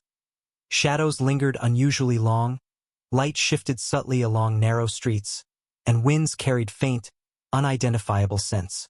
These phenomena, inexplicable individually, created a collective sense that the city itself recognized her authority. Rome was no longer just a stage for human ambition. It had become an instrument of perception and reflection, guided by her silent hand. The oracle's methods were deliberate, never overt. She rarely confronted those in power directly, instead allowing interactions, gestures, and observation to carry her influence. A fleeting look could destabilize a general's confidence. A cryptic question could spark a senator's deep contemplation. A simple act of awareness could reveal the weaknesses of the city's spiritual hierarchy. Her mastery lay in shaping perception rather than demanding obedience, in creating insight rather than issuing commands, and in guiding awareness rather than dictating action. Rome, for all its discipline and power, found itself responding to her presence in ways both subtle and profound. The emperor, despite his strategic brilliance, began to experience a rare uncertainty. He had mastered the mechanics of governance, the manipulation of perception, and the orchestration of loyalty, yet the oracle operated outside these systems. Her influence forced him to reconsider the assumptions upon which his empire had been built, the reliability of allies, the loyalty of soldiers, and the moral integrity of his advisors. Even decisions that seemed simple now carried weighty consequences, as the oracle's presence introduced variables beyond measurement or prediction. Augustus understood, with an uneasy clarity, that the city's destiny was no longer entirely in his hands. Advisors, courtiers, and generals debated endlessly, attempting to anticipate her actions and gauge the scope of her influence. Some argued for direct engagement, hoping that negotiation or manipulation could neutralize her subtle authority. Others cautioned observation, fearing that any confrontation could escalate her impact in unpredictable ways. Each suggestion was shaped by her presence, as the oracle's influence had already subtly altered perceptions, expectations, and assumptions. Her quiet authority permeated every deliberation, turning even the most confident planner into a cautious, reflective observer of events unfolding beyond control. The consequences of her influence became evident in the city's daily life. Markets moved with uncharacteristic deliberation. Citizens walked with a heightened awareness of their actions. Soldiers performed duties with subtle hesitation. Even the natural environment seemed attuned to her presence. Shadows lengthened mysteriously, the wind carried faint, elusive scents, and light behaved as though responding to her passage. Each of these small phenomena contributed to the perception that she was not merely moving through the city but shaping its very essence, transforming Rome into a living reflection of her insight, guidance, and subtle power. Her presence illuminated vulnerabilities in ambition, loyalty, and perception. Senators, generals, and advisors all faced questions they could not answer. Were their actions guided by strategy or by subtle influence? Was a rival's hesitation genuine, or orchestrated by her unseen hand? Could they trust their own judgments when her presence had already seeded doubt? Through these questions, the oracle's power extended beyond the immediate, shaping thought, awareness, and morality in a city accustomed to assuming control over all variables. Her return reminded Rome that knowledge and perception could challenge authority more profoundly than force or law ever could. By the end of her third month in Rome, her influence had become undeniable. Augustus, despite his mastery of strategy and perception, was forced to accept that the oracle's presence introduced forces beyond conventional control. The city itself, from its bustling streets to its sacred temples, had been subtly reshaped by her interventions. Citizens, soldiers, priests, and politicians all carried heightened awareness of forces they could not fully comprehend or predict. Her influence was pervasive, silent, and insistent, touching every decision, every interaction, and every fleeting moment of hesitation. Rome had entered a new state of consciousness, one in which uncertainty, moral reflection, and insight governed action as much as law, loyalty, or tradition. The oracle's return was no longer a question of curiosity. It was a fact that demanded acknowledgement. She had reshaped the city, influenced its leaders, and unsettled its citizens without a single act of violence or command. Her subtle, precise mastery of perception and awareness had transformed Rome into a living instrument of her influence. The emperor, the senate, the priests, and the citizens all now confronted a new reality.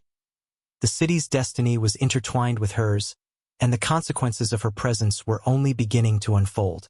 In the quiet reflection her return inspired, Rome began to understand that power was not solely exercised through force, wealth, or authority, but through insight, observation, and the invisible shaping of consciousness.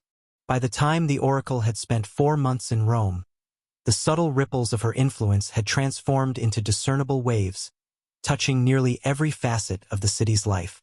Citizens went about their routines with a new, unspoken vigilance, sensing the weight of unseen observation. Merchants hesitated before calling out prices, fearful of judgment or implication. Children paused mid-play, sensing a presence that seemed to question the morality of their actions. Soldiers, trained to respond to tangible threats, found themselves caught in silent doubt, reassessing loyalty, discipline, and duty. Even the streets seemed altered. Shadows lingered longer, light shifted unexpectedly along alleys, and the wind whispered faint, indecipherable messages, as if the city itself had become attuned to her presence. Rome, a city built on order and perception, was subtly reorganizing itself around her influence. In the Senate, the effects were profound and unsettling. Senators who had previously considered themselves masters of manipulation and strategy found their confidence shaken. Alliances that had seemed stable for decades began to falter under scrutiny, as whispers of the oracle's insight caused hesitation, doubt, and second-guessing. One senator, previously certain of a key ally's loyalty, found himself replaying every interaction in light of a seemingly innocuous remark she had made. Another reconsidered public positions, fearing that her questions and glances had revealed hidden truths about the ambitions and weaknesses of colleagues. Each man was confronted not with overt threats but with the quiet force of reflection and the awareness that their every choice was subject to influence. Augustus, despite his unparalleled skill in governance, control, and perception, was not immune to the effects. The emperor, whose strategies had long relied on predictability and manipulation, began to experience the unsettling uncertainty that the oracle had introduced. He could no longer rely on the mechanical execution of orders, the loyalty of his generals, or the stability of political alliances as absolute. Each decision, even those of seemingly minor consequence, carried the potential for unforeseen implications. The oracle's presence demanded reflection, moral awareness, and anticipation of outcomes that extended far beyond conventional calculation. For the first time, even the emperor found himself navigating the shadows of uncertainty that she orchestrated with quiet precision. Her influence extended into the city's spiritual realm as well. Priests, custodians of ritual and divine interpretation, confronted challenges to their authority and understanding. For decades, they had conducted ceremonies, interpreted omens, and guided the populace with a certainty that bordered on infallibility. Yet the oracle's insight, often subtle and delivered without fanfare, revealed gaps in knowledge, inconsistencies in ritual, and hidden weaknesses in interpretation. She demanded reflection, discernment, and moral consideration in a manner that could not be ignored. Even the most devout and confident priests were forced to reconsider long-held beliefs, acknowledging that their authority, though formidable, was not absolute in the face of her presence. Outside the halls of power, the citizens of Rome found themselves caught in a web of psychological influence that they could not fully articulate. Small, seemingly insignificant actions became laden with meaning. A hurried glance might carry perceived judgment. A brief conversation could provoke reflection far beyond its content. Ordinary tasks, from trading goods to tending animals, were subtly affected by the awareness of her presence. The city had become an active participant in her influence, responding without conscious recognition to her gestures, glances, and questions. Rome was alive in a way it had never been before, every corner of the city attuned to the subtle but undeniable authority she wielded. The oracle's mastery of timing and observation was precise. She knew when to appear in public, when to linger in private spaces, and when to let rumors and perception propagate independently of her direct involvement. Every encounter, whether with a senator, a soldier, or a street merchant, was carefully orchestrated to maximize reflection, insight, and awareness. A seemingly trivial question could initiate hours of contemplation. A brief gesture could spark realignment of alliances or reconsideration of loyalties. Her influence was almost invisible, yet it shaped the decisions, morality, and perception of everyone she touched. Rome, vast and disciplined, was responding to a force beyond measurement or traditional comprehension. The subtle disruptions she introduced also highlighted the fragility of ambition and authority. Generals who had once relied on unquestioned loyalty found themselves hesitating. Senators who had once plotted with absolute confidence reconsidered the consequences of each move. Advisors who had prided themselves on predictive insight recognized the limitations of their own knowledge. The oracle's presence demonstrated that human perception, morality, and insight could be more powerful than armies, wealth, or legislation. Rome was learning, through quiet influence, that control was never absolute and that knowledge, awareness, and perception could redefine the balance of power.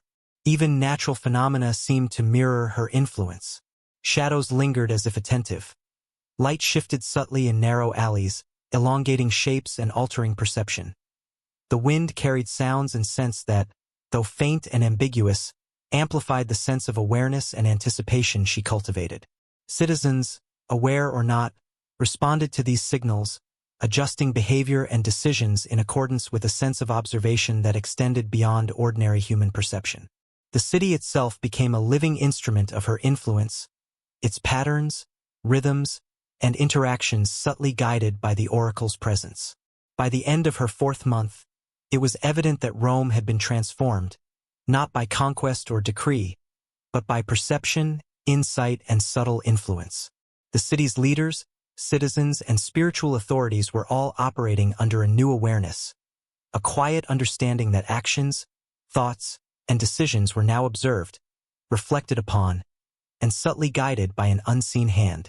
The oracle had returned not merely as a presence but as a force capable of shaping perception and thought, challenging the very foundations of power, authority, and belief.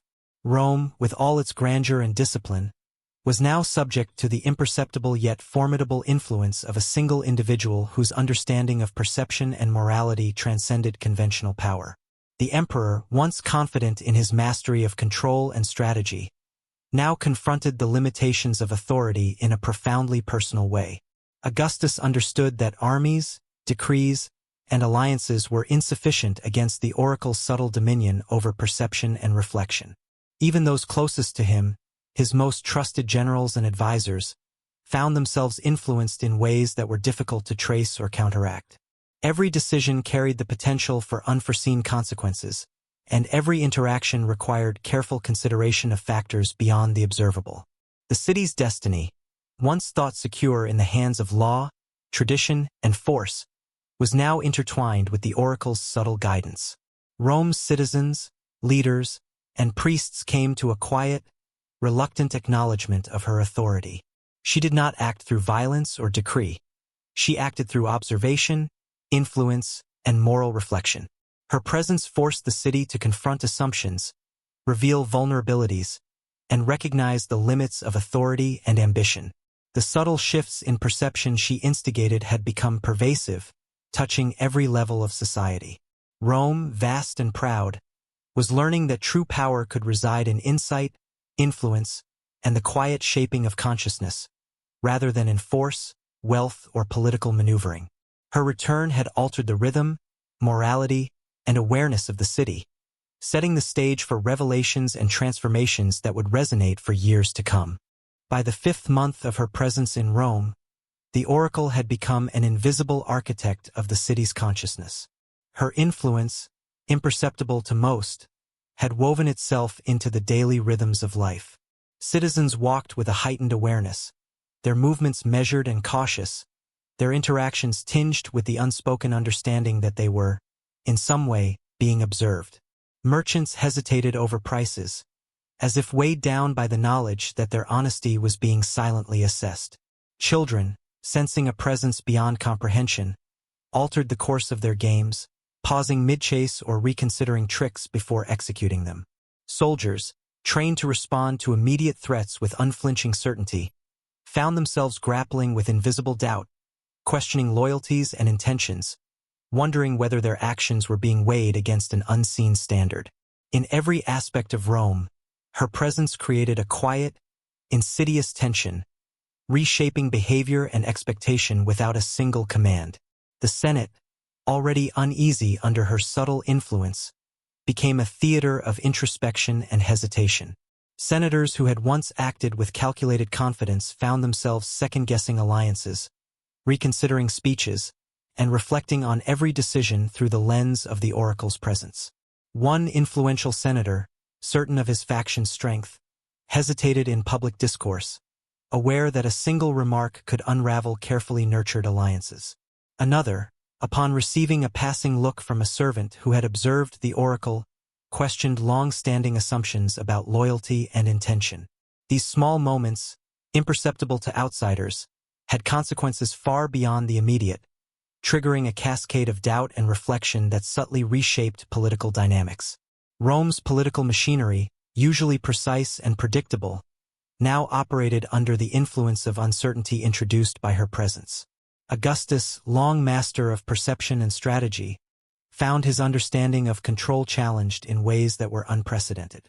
His authority, founded on experience, intelligence, and force, could no longer fully govern the subtleties of perception, morality, and reflection that the oracle manipulated.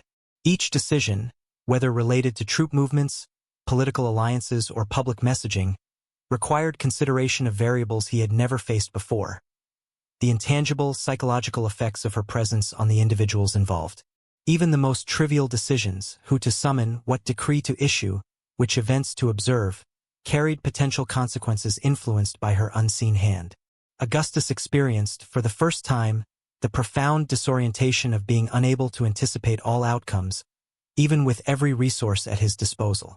The priests, guardians of the spiritual and divine order, were equally affected.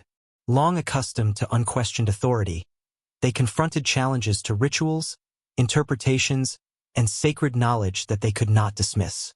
The oracle's influence revealed inconsistencies in their teachings and forced a reconsideration of omens and divine signs. For centuries, the religious framework of Rome had provided certainty, stability, and moral guidance.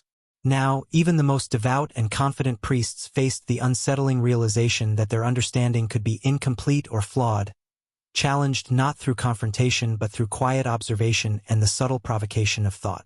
Her presence illuminated the vulnerabilities in Rome's spiritual fabric as effectively as it did its political structures. The general populace, though less attuned to the machinations of politics and religion, experienced the oracle's presence as an unspoken tension in daily life.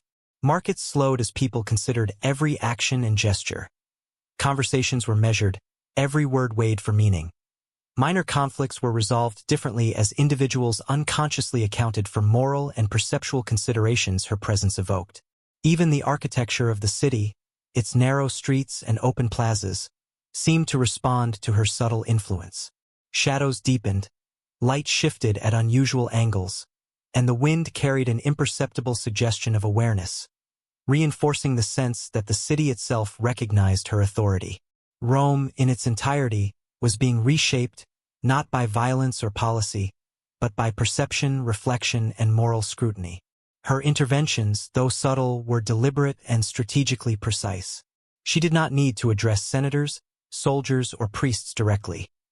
A simple gesture, a brief glance, or a quiet observation could provoke hours of contemplation, influence decisions, and subtly shift power dynamics. A casual question could unsettle loyalties. A fleeting look could expose insecurities. She had mastered the art of subtle guidance, influencing without force, revealing without accusation, and shaping the moral and intellectual climate of the city with the precision of a master strategist. Her presence demonstrated that true power could lie not in dominion or command but in understanding, insight, and the careful orchestration of perception.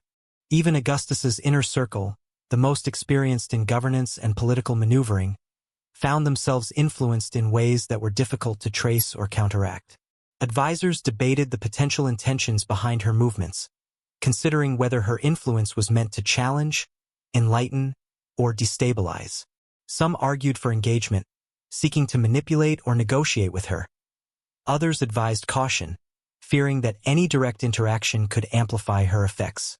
These debates, shaped by the oracle's presence, revealed her mastery. Even those attempting to act against her were operating under the subtle influence she exerted, making her reach effectively unbounded within the city. The psychological effects of her presence were perhaps the most profound. Senators and generals began to question not only the loyalty of their peers but the integrity of their own judgment. Decisions previously made with certainty became fraught with moral and strategic ambiguity. Her influence operated on perception, morality, and introspection, forcing the city's leaders to confront vulnerabilities within themselves. Even a fleeting observation of her could alter political calculations, moral reflection, and strategic planning. She had transformed Rome from a city ruled by law, decree, and force into one subtly governed by thought, perception, and introspection.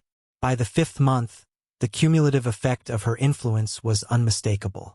Rome operated in a state of heightened consciousness, every citizen, soldier, priest, and senator aware, consciously or unconsciously, that perception, morality, and insight now governed behavior alongside law, tradition, and authority.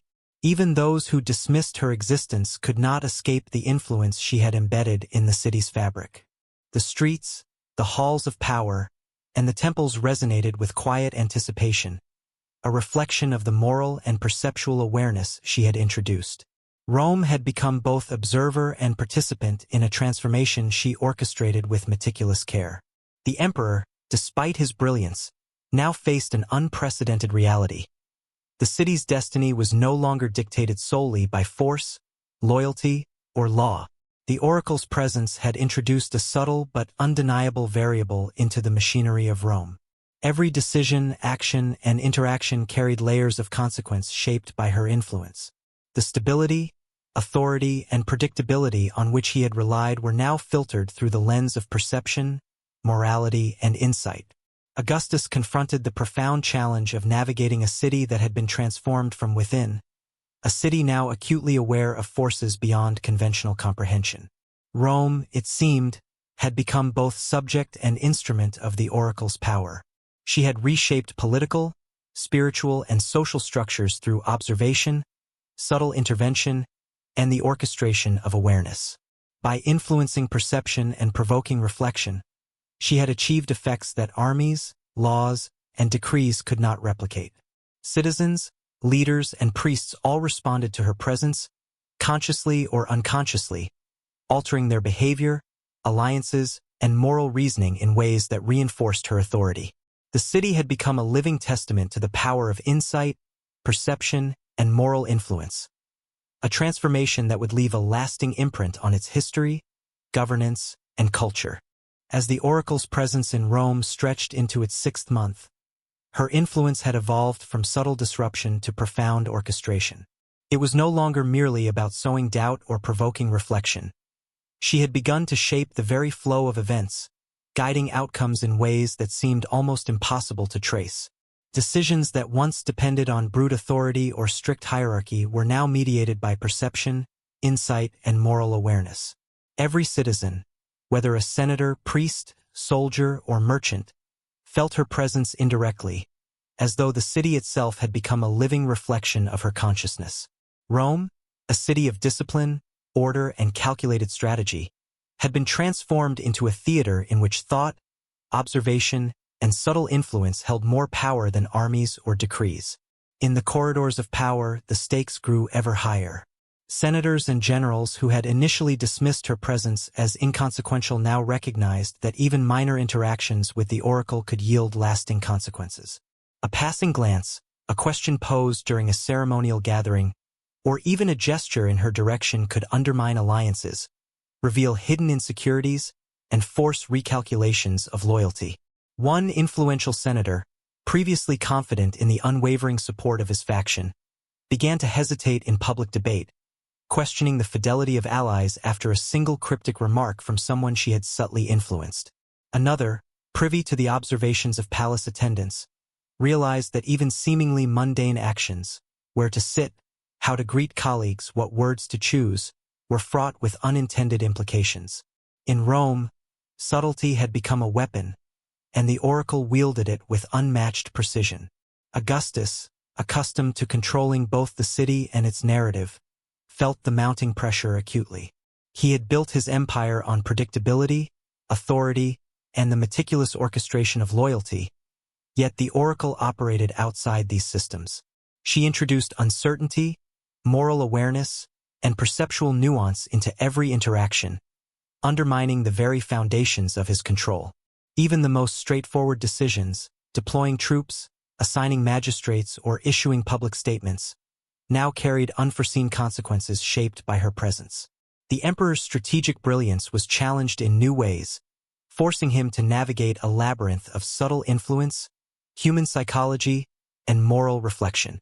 Rome's familiar certainty had been replaced by a landscape in which perception, insight, and conscience dictated outcomes as much as law or authority. Her influence extended beyond politics into religion, morality, and public life. Priests, long confident in their interpretation of omens and rituals, were unsettled by her insight. Ceremonies that had been performed with unquestioned authority were now scrutinized, and sacred knowledge once deemed infallible was challenged in ways both direct and subtle. Even the most devout, who had considered themselves custodians of divine truth, found their understanding incomplete in the face of her insight. She had revealed that spiritual authority, like political power, could be influenced by perception, moral awareness, and insight. In this way, she reshaped not only the city's temporal structures, but also its ethical and spiritual frameworks. The citizens of Rome, though unaware of the full depth of her influence, felt the shift keenly. Markets moved with cautious deliberation, as if traders were subconsciously weighing every action against the moral and perceptual scrutiny she had introduced. Conversations grew measured. Children hesitated mid-play. Soldiers second-guessed orders and loyalties. Even the environment itself seemed subtly altered. Shadows lengthened in unfamiliar ways, light shifted along narrow streets, and faint, unidentifiable breezes carried an almost imperceptible sense of awareness. The city's collective consciousness had been attuned, willingly or not, to her presence. Rome had become a living instrument, responding to the rhythms of observation, reflection, and subtle guidance that the oracle orchestrated. Her interventions were meticulously timed and strategically placed. She rarely confronted those in power directly. Instead, she relied on glances, gestures, cryptic remarks, and indirect influence. A brief question could set off hours of contemplation. A fleeting look could reveal weaknesses in alliances. A simple act of awareness could shift the balance of power in a debate. Her subtlety was her strength, allowing her to reshape decisions without confrontation, reveal truths without accusation, and guide reflection without imposing judgment. Rome, vast and disciplined, found itself responding to her presence in ways that no law, decree, or army could control. Her mastery lay in influencing perception, insight, and morality, and she wielded it with precision that few could recognize, let alone resist. Even Augustus's closest advisors were caught in her influence. Their debates over how to respond to her presence, whether to engage, manipulate, or observe, were themselves shaped by subtle reflections seeded by her. Every choice they made carried the risk of unknowingly reinforcing her power. Her influence extended not only into the minds of those she observed directly but also into the deliberations and strategic planning of those who sought to act against her. In effect, Rome's leadership was maneuvering within a framework partially orchestrated by her, even as they believed they retained autonomy. She had transformed subtle insight into a force as impactful as armies and decrees, and the city operated within the invisible architecture of her influence. The moral dimension of her presence became increasingly evident. Senators and generals grappled with questions of integrity, loyalty, and conscience that they had long ignored or simplified. Decisions that once hinged solely on political expediency were now informed by reflection, insight, and the subtle awareness her presence inspired. Her influence illuminated weaknesses and contradictions in judgment, forcing reflection on the long-term consequences of ambition and strategy. Rome had become a laboratory of human thought and morality, and the oracle was the unseen guide, shaping the experiment from the shadows. Citizens, leaders, and priests alike had become participants in a process that measured not only power but awareness, insight, and ethical clarity. By the end of her 6th month, her presence had achieved a transformation no one could have predicted. Rome's rhythm, from its bustling markets to the deliberations of the Senate, had been reshaped. Even those who denied or resisted her influence could not escape its effects, for perception, morality, and reflection had become pervasive forces, touching every corner of public and private life. Augustus, for all his mastery of strategy and governance, had been forced to acknowledge that the city's destiny was no longer dictated solely by force, loyalty, or law. The oracle had created an invisible architecture of influence, one that governed outcomes, alliances, and decisions with subtlety that no army, decree, or threat could match. Rome had become a city transformed from within, its very consciousness altered. Citizens, leaders, priests, and soldiers were no longer mere actors. They had become instruments and observers within a new framework of insight, reflection, and perception. The oracle's mastery of timing, observation, and subtle influence had created a web in which every decision, action, and gesture was interwoven with consequences shaped by her presence. The city itself had become a living testament to the power of perception and moral insight, and her return had demonstrated that authority could be wielded without command, influence without force, and transformation without overt confrontation. In shaping Rome's consciousness, she had achieved an authority more profound and enduring than any emperor's decree or general's campaign. Her presence had also introduced a new sense of anticipation, uncertainty, and possibility. Every meeting, every exchange, every public gathering carried layers of meaning shaped by the unseen guidance she offered. Citizens and leaders alike were forced to navigate this altered reality, balancing conventional power with the invisible currents of perception, insight, and moral reflection that she had introduced. The city's pulse had shifted, and Rome itself had become a theater of awareness, contemplation, and subtle influence.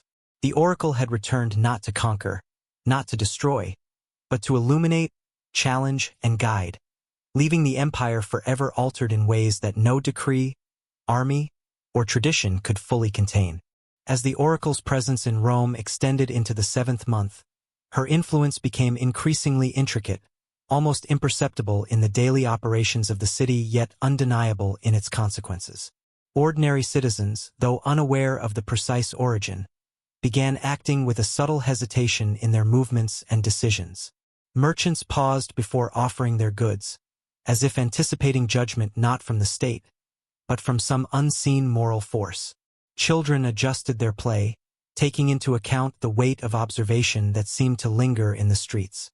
Soldiers, normally unwavering in their duties, questioned loyalties and motives, considering consequences beyond the immediate. Rome, a city built on discipline, hierarchy, and predictability, had gradually adapted to the rhythm of an influence that no law, command, or decree could define, yet one that dictated behavior across every layer of society. In the Senate, the oracle's presence became a source of strategic unease. Senators who had once relied on certainty, precedent, and the unwavering loyalty of colleagues now found themselves second-guessing motives, questioning intentions, and reevaluating alliances.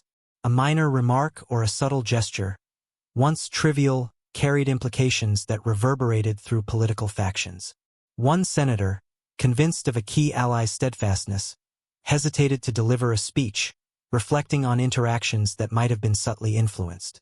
Another reconsidered a planned vote, sensing through small, unspoken cues that loyalty might not be as assured as believed. These changes, almost imperceptible, created a ripple effect that transformed the political landscape, demonstrating the power of perception and moral scrutiny over conventional authority. For Augustus, the challenges were equally profound. The emperor, accustomed to controlling outcomes through intelligence, strategy, and intimidation, now confronted a type of influence he could neither predict nor contain.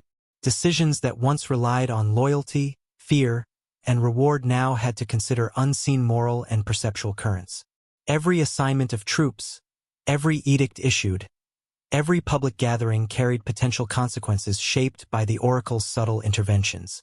Augustus, brilliant in the mechanics of governance, found himself navigating a terrain of uncertainty where insight and reflection dictated as much as power and command. The oracle's presence had introduced variables into the city's machinery that no army, decree, or network of spies could fully account for. The religious sphere of Rome was similarly affected. Priests, accustomed to interpreting omens and performing rituals with unquestioned authority, now confronted challenges to both their knowledge and their influence. The oracle's insight revealed inconsistencies and vulnerabilities in sacred practice, questioning the infallibility of tradition. Even the most devout, who had long considered themselves intermediaries between the gods and the people, found themselves reflecting on actions, rituals, and consequences in ways previously unconsidered. Rome's spiritual order, like its political order, had become susceptible to influence from perception, insight, and moral clarity rather than just ritual or authority. The city's sacred framework was quietly reshaped, without ceremony, confrontation, or visible decree. Beyond the walls of power, ordinary life in Rome was subtly transformed. Citizens' interactions became measured, almost cautious, as though every glance or word could carry moral or perceptual weight. Merchants hesitated before trading, balancing profit with conscience. Children's games incorporated pauses and considerations. Soldiers evaluated decisions with newfound scrutiny. Even the urban environment seemed to shift in response to her presence. Shadows stretched differently, narrow streets caught light in unusual angles, and faint breezes seemed to carry an unspoken awareness. The city itself had become a living, breathing participant in her influence, responding to subtle cues and shifting dynamics with an almost conscious acknowledgement of her authority. The oracle's mastery was evident in her precision and timing. She rarely interacted directly with political or religious figures. Instead, her influence operated through gestures, glances, and indirect observations. A single question posed to a seemingly minor citizen could cascade into hours of reflection, affecting major decisions in unforeseen ways. A casual glance at a general could provoke reconsideration of loyalty or strategy. Even a fleeting moment of attention could illuminate hidden truths, vulnerabilities, or weaknesses in alliances and personal judgment. Her influence, invisible yet profound, demonstrated that mastery over perception and moral insight could rival the impact of military campaigns and political edicts. Advisors and courtiers, in their efforts to understand and counteract her influence, often found themselves unknowingly entangled in it. Debates over whether to engage, observe, or manipulate her presence were themselves shaped by the subtle awareness she had instilled. Decisions made with the intention of neutralizing her effect often ended up amplifying it, reinforcing the perception that her influence was omnipresent. She had turned the city into a system of interconnected awareness, where even attempts to resist her guidance could not fully escape the subtle forces she orchestrated. In this sense, her authority was less about direct command and more about shaping perception and thought, a power that even Augustus struggled to comprehend fully. The moral and psychological effects of her presence became increasingly apparent.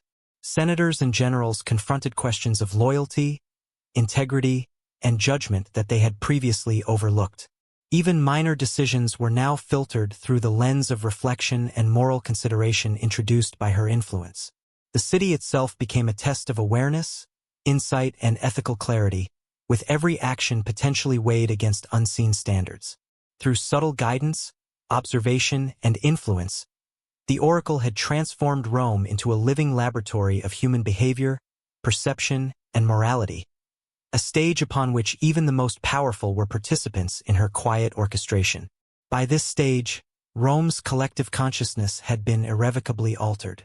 The city's rhythm, from public gatherings to market exchanges, operated under the influence of her insight. Even those who doubted or resisted her presence could not escape its effects. Perception, awareness, and moral reflection had become as influential as law, tradition, or political authority. Citizens, leaders, and religious figures all adjusted behavior, consciously or unconsciously, in response to an unseen hand that shaped decision, judgment, and action.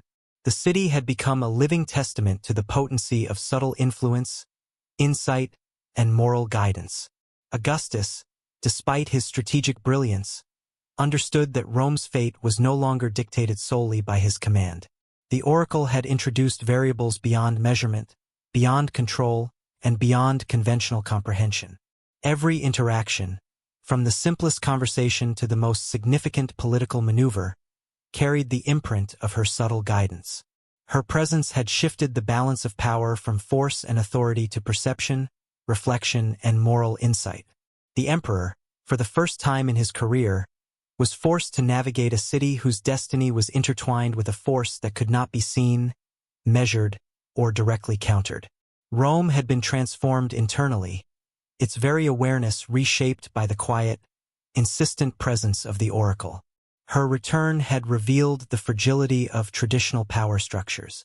Senators, generals, priests, and citizens all discovered that authority alone could not dictate behavior, and that subtle influence, perception, and insight could yield outcomes that force or coercion never could. Rome, once secure in its hierarchy, discipline, and laws, now existed under an invisible architecture of influence that guided decisions, relationships, and moral choices with precision and subtlety. Every action was an opportunity for reflection, recalibration, and insight. The city had become a mirror, reflecting the impact of her presence in ways both profound and permanent. By the end of the 7th month, it was clear that the oracle's influence had transformed Rome from a city governed by overt authority into one guided by perception, insight, and subtle orchestration. Citizens, leaders, and priests alike had been shaped by her quiet power, forced to reconsider assumptions, question loyalties, and reflect on moral and ethical principles in ways previously unimaginable. The city itself, from its bustling streets to the quiet chambers of power, had become a stage upon which her influence played out, reshaping history through observation, reflection, and insight. Rome had been forever altered by her return, demonstrating that true authority could reside not in armies, decrees, or wealth, but in the subtle mastery of perception, awareness, and moral guidance. By the 8th month of the oracle's presence in Rome, the subtle threads of her influence had grown into a vast, intricate web that connected the city's political, spiritual, and social spheres. What had once been minor disturbances, hesitations in speech, fleeting doubts, the faint awareness of observation, now had consequences that resonated across the entire empire. Citizens unconsciously adjusted their behavior, merchants paused before transactions, and soldiers questioned loyalty and strategy, aware in ways they could not articulate that the city's equilibrium had shifted. Rome, previously predictable in its rhythms, now operated under the subtle guidance of an unseen force, one whose reach extended beyond any traditional system of control. The emperor's mastery of strategy, though formidable, now contended with a presence that could not be calculated, coerced, or constrained. In the Senate, the tension had become palpable. Senators who once acted with absolute confidence found themselves hesitant, constantly reevaluating both allies and opponents. Alliances that had been considered secure for years began to wobble under subtle scrutiny. One senator, long known for his cunning and ambition, caught himself pausing mid-sentence, reconsidering the implications of his words, wondering whether a seemingly minor glance or remark might have been influenced by her unseen hand. Another, after observing the quiet reactions of colleagues, began to question whether loyalty and intention could ever be certain again. These internal shifts, though imperceptible to most, had ripple effects that altered the city's political landscape. Rome, the city of calculated strategy and precise hierarchy, was now guided by uncertainty, reflection, and moral consideration. Augustus, despite his unparalleled experience and intelligence, faced unprecedented challenges. The emperor, who had once believed that knowledge, control, and fear were sufficient to govern the empire, now had to contend with an influence that operated on perception, insight, and morality. Every order, assignment, and public decree carried implications that extended beyond immediate comprehension. Decisions previously made with confidence now required anticipation of subtle psychological and ethical currents. Augustus found himself navigating a labyrinth in which his authority could influence outcomes, but never entirely dictate them. The oracle's presence had shifted the very foundation of power, making Rome a city whose destiny depended as much on reflection and perception as on law, decree, or military might. The religious institutions of Rome were equally affected. Priests, who had long commanded respect through ritual, interpretation of omens, and moral authority, now faced questions that could not be ignored. The oracle's insight, often subtle and indirect, revealed inconsistencies in sacred practices and exposed vulnerabilities in religious authority. Even the most devout, confident in their role as intermediaries between the gods and the people, found themselves reflecting on actions, ceremonies, and interpretations in ways previously unconsidered. Rome's spiritual order, like its political order, became subject to perception, reflection, and insight. Sacred knowledge, once unquestionable, now required constant reassessment, highlighting the fragility of systems built solely on tradition and ritual. The citizens of Rome, while not fully aware of the source of these transformations, felt the effects acutely. Streets once traveled without thought now inspired subtle caution. Conversations carried weight beyond their content, as words were evaluated in light of moral and perceptual implications. Markets moved more deliberately, trades were conducted with care, and minor disputes resolved differently, influenced by an invisible sense of ethical scrutiny. The city itself, from narrow alleys to open plazas, seemed to respond to an unseen presence. Shadows deepened in unexpected ways, light shifted subtly, and winds carried a sense of anticipation, as if the environment itself acknowledged her authority. Rome had become a living participant in the oracle's influence, its citizens acting both consciously and unconsciously under the sway of perception and moral reflection. The oracle's strategy was marked by precision. Direct engagement with senators, generals, or priests was rare. Her influence was mediated through observation, subtle gestures, and indirect guidance. A question posed in passing could initiate hours of contemplation, affecting decisions far beyond its immediate context. A fleeting glance at a general could alter the evaluation of loyalty, strategy, or alliances. Even moments of apparent insignificance were calculated, reinforcing her subtle authority and ensuring that influence was exerted without confrontation. Her mastery lay in her ability to orchestrate awareness and insight, subtly directing outcomes in ways that surpassed the power of armies, decrees, or financial leverage. Advisors and courtiers, in their attempts to respond to her presence, often found themselves unknowingly complicit in her influence. Discussions about strategy, counteraction, or observation were shaped by the subtle effects she had already sown in thought and perception. Choices intended to resist or neutralize her authority frequently reinforced it instead, illustrating the depth and complexity of her reach. Rome's leadership operated in a system where influence could be invisible yet definitive, moral insight could outweigh military might, and subtle perception could determine the fate of empires. Even attempts at manipulation were transformed into instruments of her guidance, making resistance nearly impossible. The psychological effects were pervasive.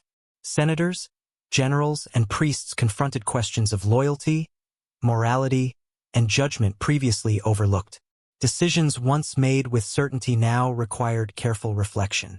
Even minor interactions could cascade into consequences influenced by perception, insight, and ethical consideration. The city, in essence, became a laboratory of human behavior, guided by an unseen hand whose interventions measured not brute power but awareness, reflection, and moral clarity. The oracle's influence, though silent, reshaped the moral and strategic landscape, demonstrating that understanding and perception could surpass force in their impact. By the 8th month, Rome's collective consciousness had been altered beyond recognition. The rhythm of public life, from Senate deliberations to market exchanges, was now subtly guided by her presence. Even those who sought to ignore or resist her influence could not escape its effects. Awareness, moral reflection, and perception had become forces as potent as law, tradition, or military command. Citizens, leaders, and religious figures alike adjusted behavior, consciously or unconsciously, in response to an unseen architecture of influence. The city itself had become a living testament to the power of subtle orchestration, insight, and moral guidance.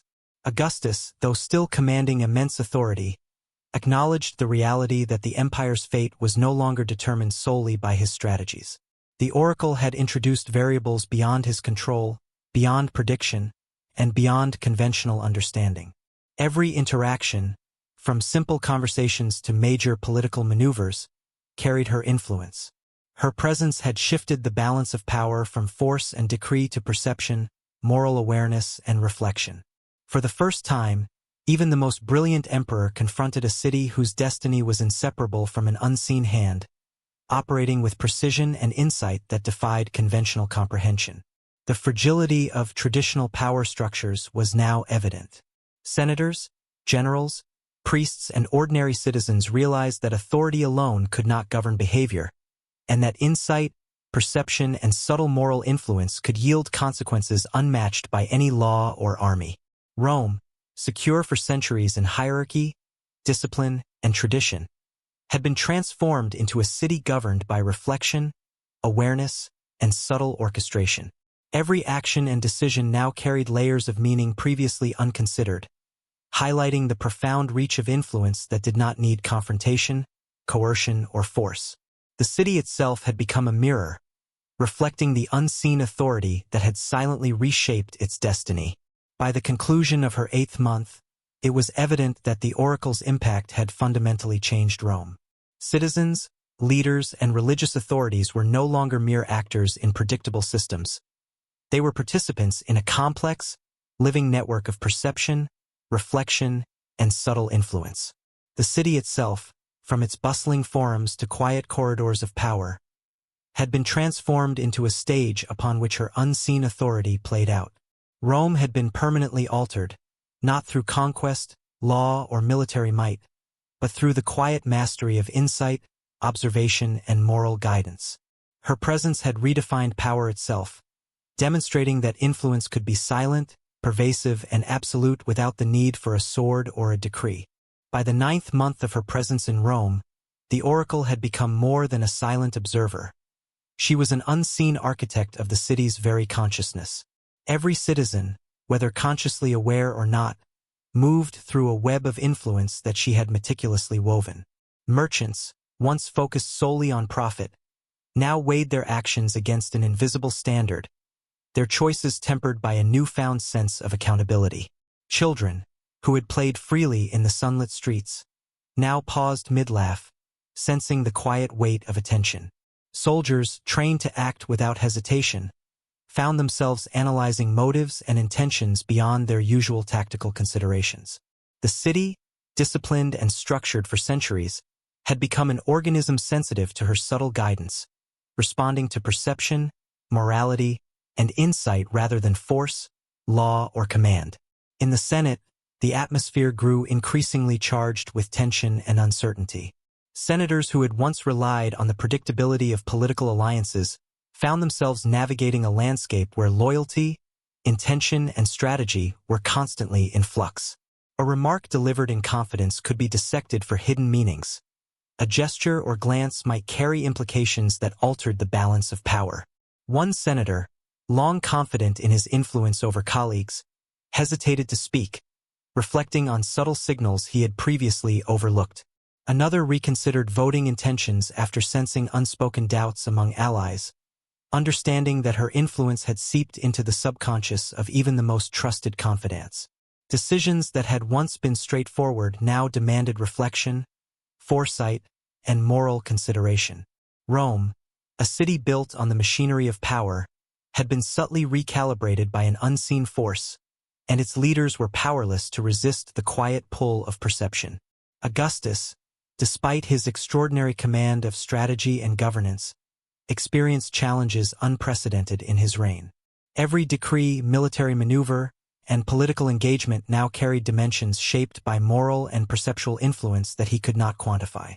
Even actions taken with absolute authority were filtered through layers of reflection, uncertainty, and insight introduced by the oracle's presence. The emperor, master of diplomacy and military genius, found himself in unfamiliar territory, navigating a city whose very pulse was now aligned with her subtle guidance. Her influence demonstrated a form of power that transcended armies, wealth, and political structure, a power derived from understanding, perception, and moral authority. The religious hierarchy of Rome faced parallel transformations. Priests, custodians of sacred ritual and divine interpretation, encountered challenges that tested the limits of their knowledge. Long accustomed to unquestioned authority, they now confronted inconsistencies and vulnerabilities in tradition exposed by her insight. The oracle's subtle interventions provoked reflection, forcing the spiritual leaders to reconsider ceremonies, interpretations of omens, and the ethical dimensions of their guidance. Even the most devout priests found themselves questioning established rituals and the infallibility of their authority. Rome's sacred order, like its political order, became subject to influence from perception and moral awareness, demonstrating that power could be shaped as much by insight as by divine sanction or tradition. The broader populace, though unaware of the full extent of her influence, experienced its effects daily. Streets that had once been navigated with ease now demanded awareness. Conversations carried unspoken weight, and even casual interactions were measured against invisible moral and perceptual standards. Markets moved more slowly, trades were executed with caution, and minor disputes were resolved with deliberation influenced by an unseen hand. The city itself seemed alive, responsive to her presence. Shadows shifted subtly, light refracted through alleyways at unexpected angles, and breezes carried a sense of anticipation. Rome had become a city attuned to the rhythm of observation and reflection, a living participant in the quiet orchestration of her influence. Her method was one of precise timing and subtle manipulation. Direct confrontation with leaders, soldiers, or priests was rare. Instead, she operated through glances, questions, and indirect interventions. A seemingly trivial remark could catalyze hours of contemplation. A fleeting glance could reveal vulnerabilities in alliances or character. Her subtlety ensured that influence was exerted without visible assertion, shaping decisions, perceptions, and moral judgment in ways that were nearly imperceptible yet profoundly consequential. Her presence demonstrated that power need not be wielded through command, coercion, or violence. Insight, perception, and moral guidance could achieve far-reaching results with quiet, deliberate precision. Even Augustus's closest advisors, attempting to understand or counter her influence, found themselves ensnared within its invisible threads. Discussions about strategy, manipulation, or observation were invariably shaped by the subtle awareness she had instilled in their thoughts. Plans meant to resist or contain her often resulted in reinforcing her authority, as the unseen architecture of influence she had constructed ensured that all movement in Rome, even opposition, operated within her design. This mastery of subtle orchestration elevated her influence above conventional power, demonstrating that the empire's fate could be guided by awareness and perception alone, without the application of force. The psychological dimension of her presence became increasingly profound. Senators and generals wrestled with questions of loyalty, judgment, and moral responsibility previously considered secondary to ambition or strategy. Even the smallest actions now carried ethical weight, demanding reflection and moral consideration. Rome had become a laboratory of human behavior and perception, a stage upon which her subtle interventions shaped decision-making, alliances, and morality. Through her quiet guidance, she reshaped the city from within, proving that influence grounded in perception, awareness, and ethical insight could surpass even the most formidable military and political power. By this stage, Rome's collective consciousness had been irrevocably altered. The rhythm of public life, from the bustling forum to the chambers of the Senate, operated under her subtle, pervasive influence. Even those skeptical of her presence could not escape its effects, as perception, moral awareness, and reflection became central forces governing thought and action. Citizens, leaders and priests alike found themselves adapting to her unseen authority, consciously or unconsciously participating in a network of influence that had quietly reshaped the city's structures of power and morality. Rome itself had become a living testament to the potency of insight, subtle orchestration, and moral guidance. Augustus, though still supreme in authority, recognized the profound shift in the balance of power. The oracle had introduced variables that no law, decree, or army could fully control. Every interaction, from informal conversation to high-stakes political maneuver, carried her influence. She had redefined the nature of authority, proving that perception and moral insight could achieve effects equal to or greater than those of armies and edicts.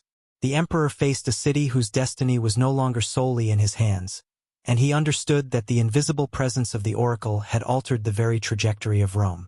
The traditional power structures of Rome, once assumed to be immutable, revealed their fragility under her influence.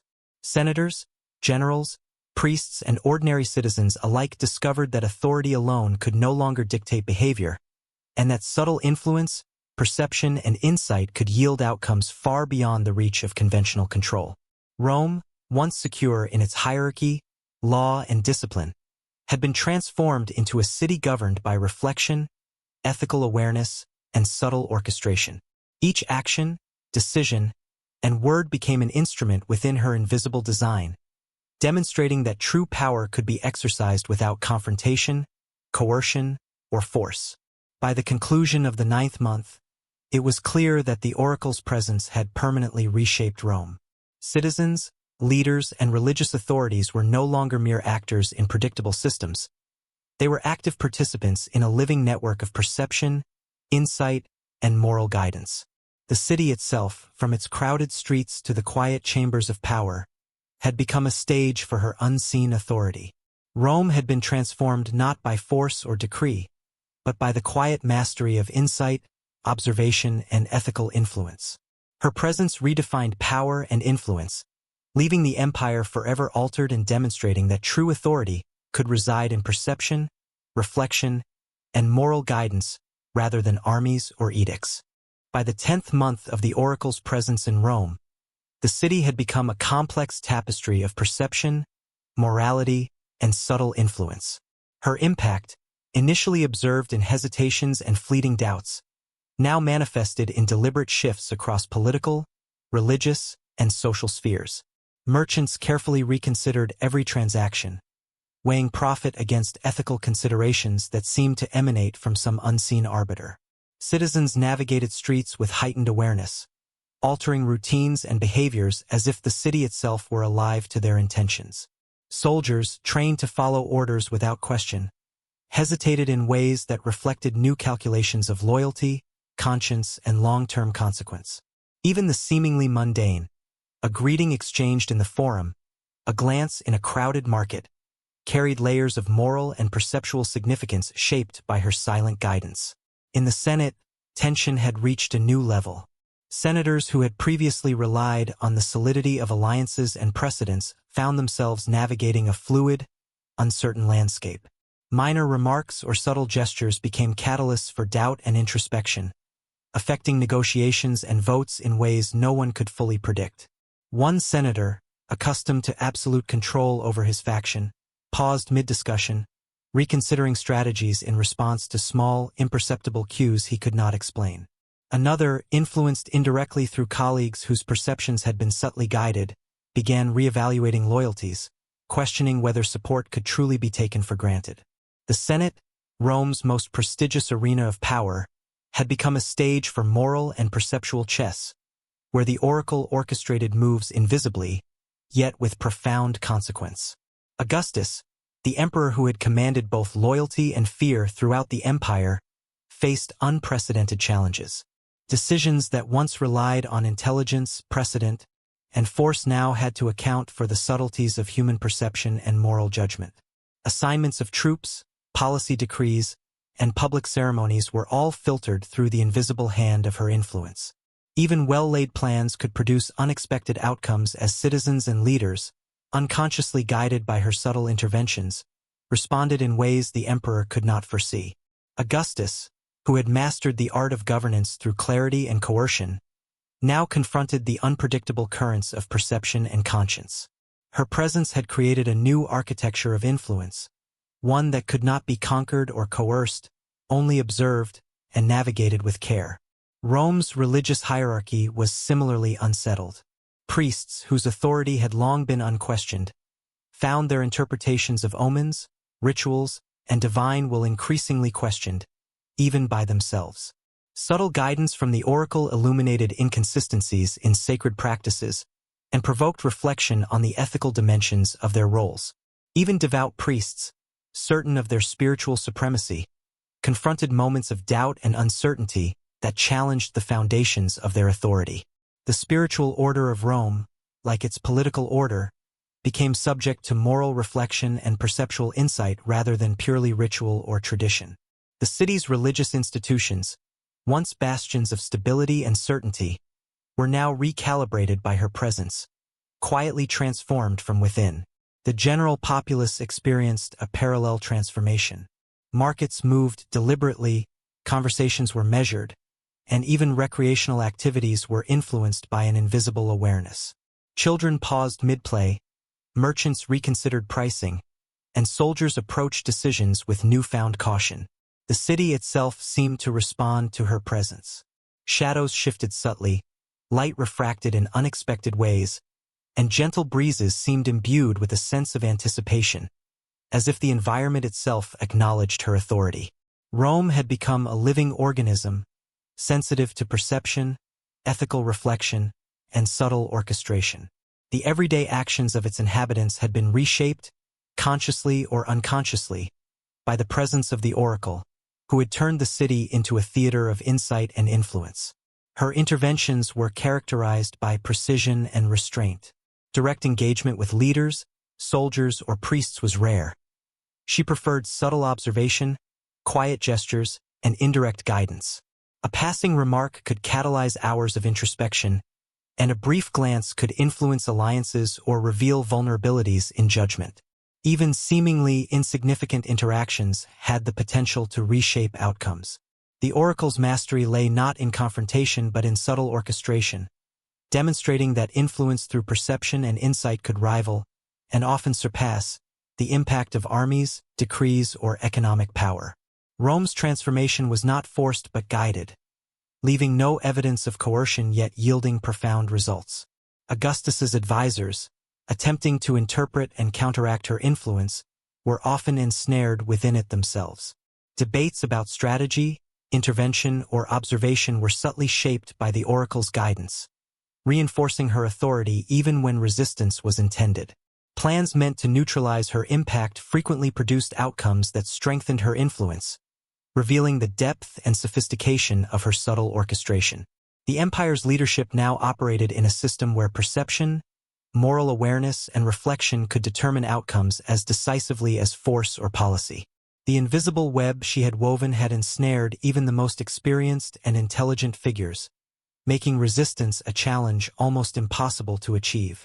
The psychological and moral effects were profound. Senators, generals, and priests confronted dilemmas that were previously peripheral but now became central to decision-making.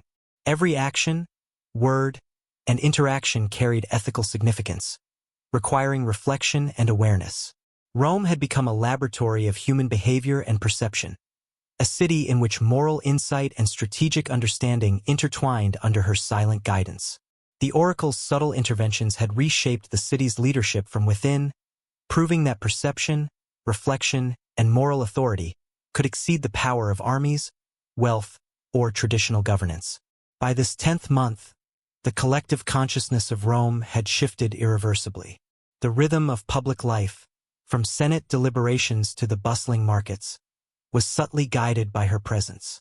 Citizens, leaders, and priests all adapted, consciously or unconsciously, to the invisible authority she exercised.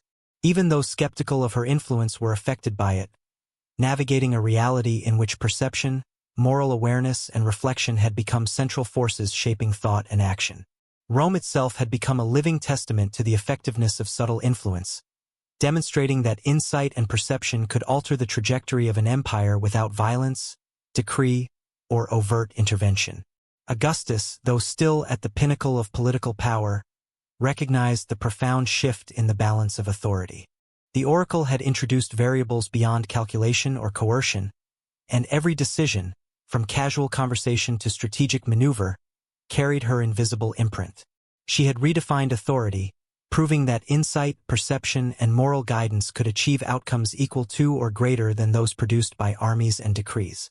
The emperor was now navigating a city whose destiny was intertwined with an unseen, yet undeniable, force that had reshaped the very foundation of Roman society.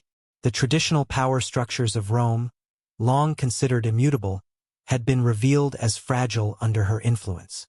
Senators, generals, priests, and citizens discovered that authority alone could no longer dictate behavior, and that subtle guidance through perception and moral insight could produce consequences far beyond conventional control. Rome, once confident in hierarchy, law, and discipline, had been transformed into a city governed by reflection, ethical consideration, and subtle orchestration. Every word, action, and decision now carried weight within an invisible network of influence, demonstrating that true power could be exercised without coercion or visible dominance. By the end of her 10th month, it was evident that the oracle's presence had permanently altered Rome. Citizens, leaders, and religious authorities were no longer mere actors in a predictable system. They were participants in a complex network of perception, reflection, and moral guidance. The city itself, from crowded streets to private chambers of power, had become a stage upon which her unseen influence played out. Rome had been reshaped not through force, law, or military might, but through the quiet mastery of observation, insight, and ethical authority. The oracle had redefined power, leaving a lasting mark on the empire and proving that perception and moral awareness could command a city as decisively as any sword or decree. By the 13th month, the oracle's influence had seeped into every corner of Rome. Citizens acted with heightened awareness, considering the moral weight of their choices. Merchants weighed profit against ethics, children played with fairness, and casual interactions carried subtle, yet significant, consequences. Even the city itself seemed alive, responding to her invisible presence as shadows shifted and light played across streets with unexpected rhythm. In the Senate, small gestures and fleeting expressions held enormous power. Senators paused, reconsidered, and debated with insight and reflection.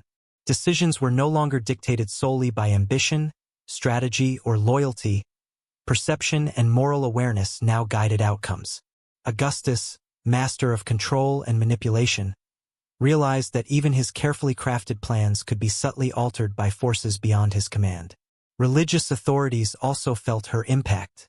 Priests questioned sacred traditions, rituals were performed thoughtfully, and spiritual guidance increasingly reflected ethical discernment. The moral and social fabric of Rome was quietly transforming. Rome had become a living organism, its people and institutions responding to the unseen influence of the oracle. Power was no longer defined by law, wealth, or military might. It now operated through insight, perception, and subtle guidance. The city, from its bustling forums to its sacred temples, was shaped not by force but by moral awareness and quiet reflection, proving that the most profound influence could be invisible yet utterly transformative. By the 14th month, Rome had begun to feel the full weight of the oracle's influence. Citizens moved with reflection, merchants considered the moral impact of their trades, and children played with fairness and awareness. Even the environment seemed attuned, with light, shadow, and subtle sounds echoing her presence. The city was alive in a way no one had anticipated. In the Senate, small gestures and fleeting expressions carried enormous weight. Decisions were no longer made solely through strategy or ambition. They were guided by perception and moral insight. Augustus, accustomed to total control, realized that even his most carefully crafted plans could be redirected by an unseen force influencing minds and choices across the empire. Religious leaders also felt the subtle shift.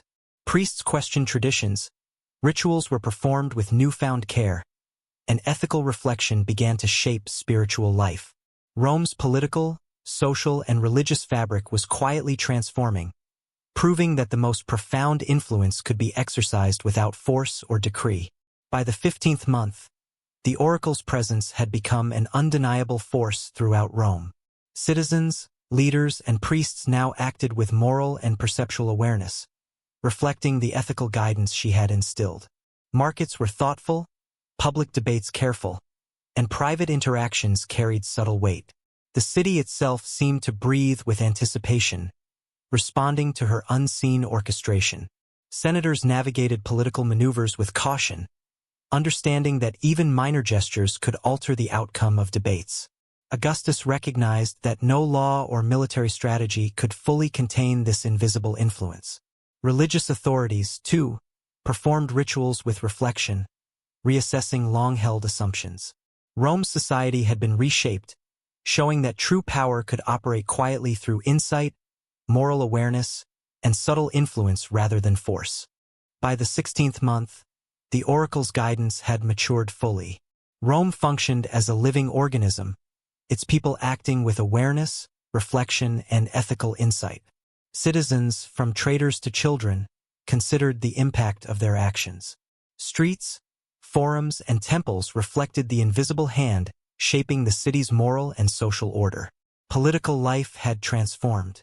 Senators approached decisions with careful observation of colleagues' gestures and expressions, realizing that perception now guided outcomes as decisively as strategy or decree. Augustus understood that his authority, though supreme, operated within a framework subtly controlled by her influence. Religious rituals, once unquestioned, were performed thoughtfully, shaped by ethical reflection. The oracle had demonstrated the power of subtle guidance, showing that influence through insight, perception, and moral awareness could shape an empire more profoundly than force or law. Rome had become a testament to the quiet yet enduring authority of the unseen. By the 15th month, the oracle's influence had quietly reshaped Rome. The city, once driven by ambition and routine, now moved with reflection and ethical awareness. Citizens, senators, priests, and soldiers made choices measured against an unseen moral compass. Markets operated thoughtfully, children played with fairness, and even casual interactions carried subtle weight. Rome itself seemed alive, responding to her invisible guidance. In the Senate, gestures and expressions carried immense power.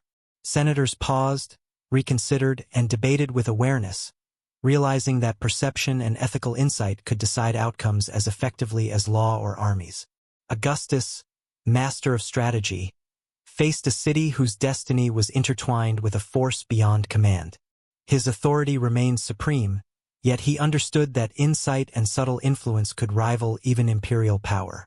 Religious institutions, too, reflected change. Priests questioned sacred traditions, rituals were performed with thoughtfulness, and ethical reflection replaced unquestioned authority. The city's moral and social fabric had been permanently altered. Even skeptics acted within the subtle moral framework she had woven. Rome had become a living organism, guided not by force or law but by perception and moral insight. The oracle's legacy endured not in monuments or decrees, but in the hearts and minds of its citizens, proving that quiet influence could shape an empire as decisively as armies or edicts. By the 16th month, the city had fully absorbed the oracle's quiet authority. Streets, markets, and forums pulsed with awareness and reflection. Every citizen acted with ethical consideration, from merchants weighing trades to children practicing fairness in play. Even the city itself seemed alive, its shadows and light subtly responding to the invisible guidance she had instilled. Senators navigated politics with perceptual awareness, understanding that gestures, tone, and expression could shift alliances and votes. Augustus, while still supreme, recognized that no decree or military plan could fully control the outcomes of a city guided by subtle insight and moral awareness. Priests reconsidered traditions, rituals were performed with thought, and ethical guidance quietly governed spiritual life. The oracle had demonstrated that influence need not be visible to be profound. Perception, reflection, and moral insight now defined leadership and societal order. Rome's transformation was complete. The city operated as a living organism, its people acting as participants in a network of ethical and perceptual influence. The oracle had redefined power, showing that subtle guidance could rival, and even surpass, conventional authority in shaping an empire's destiny. By the 17th month, the oracle's work had reached its conclusion. Rome had been permanently altered. Citizens, leaders, and priests acted with moral awareness, perception, and reflection. The city, from forums to private chambers, bore her invisible influence, transforming everyday life and governance alike. In the Senate, political decisions were guided by ethical insight as much as strategy. Augustus recognized that subtle influence now shaped outcomes beyond the reach of armies or laws. Religious institutions were also reshaped. Rituals carried reflection and ethical weight, and priests questioned long-held authority. Rome had become a living testament to the power of subtle guidance.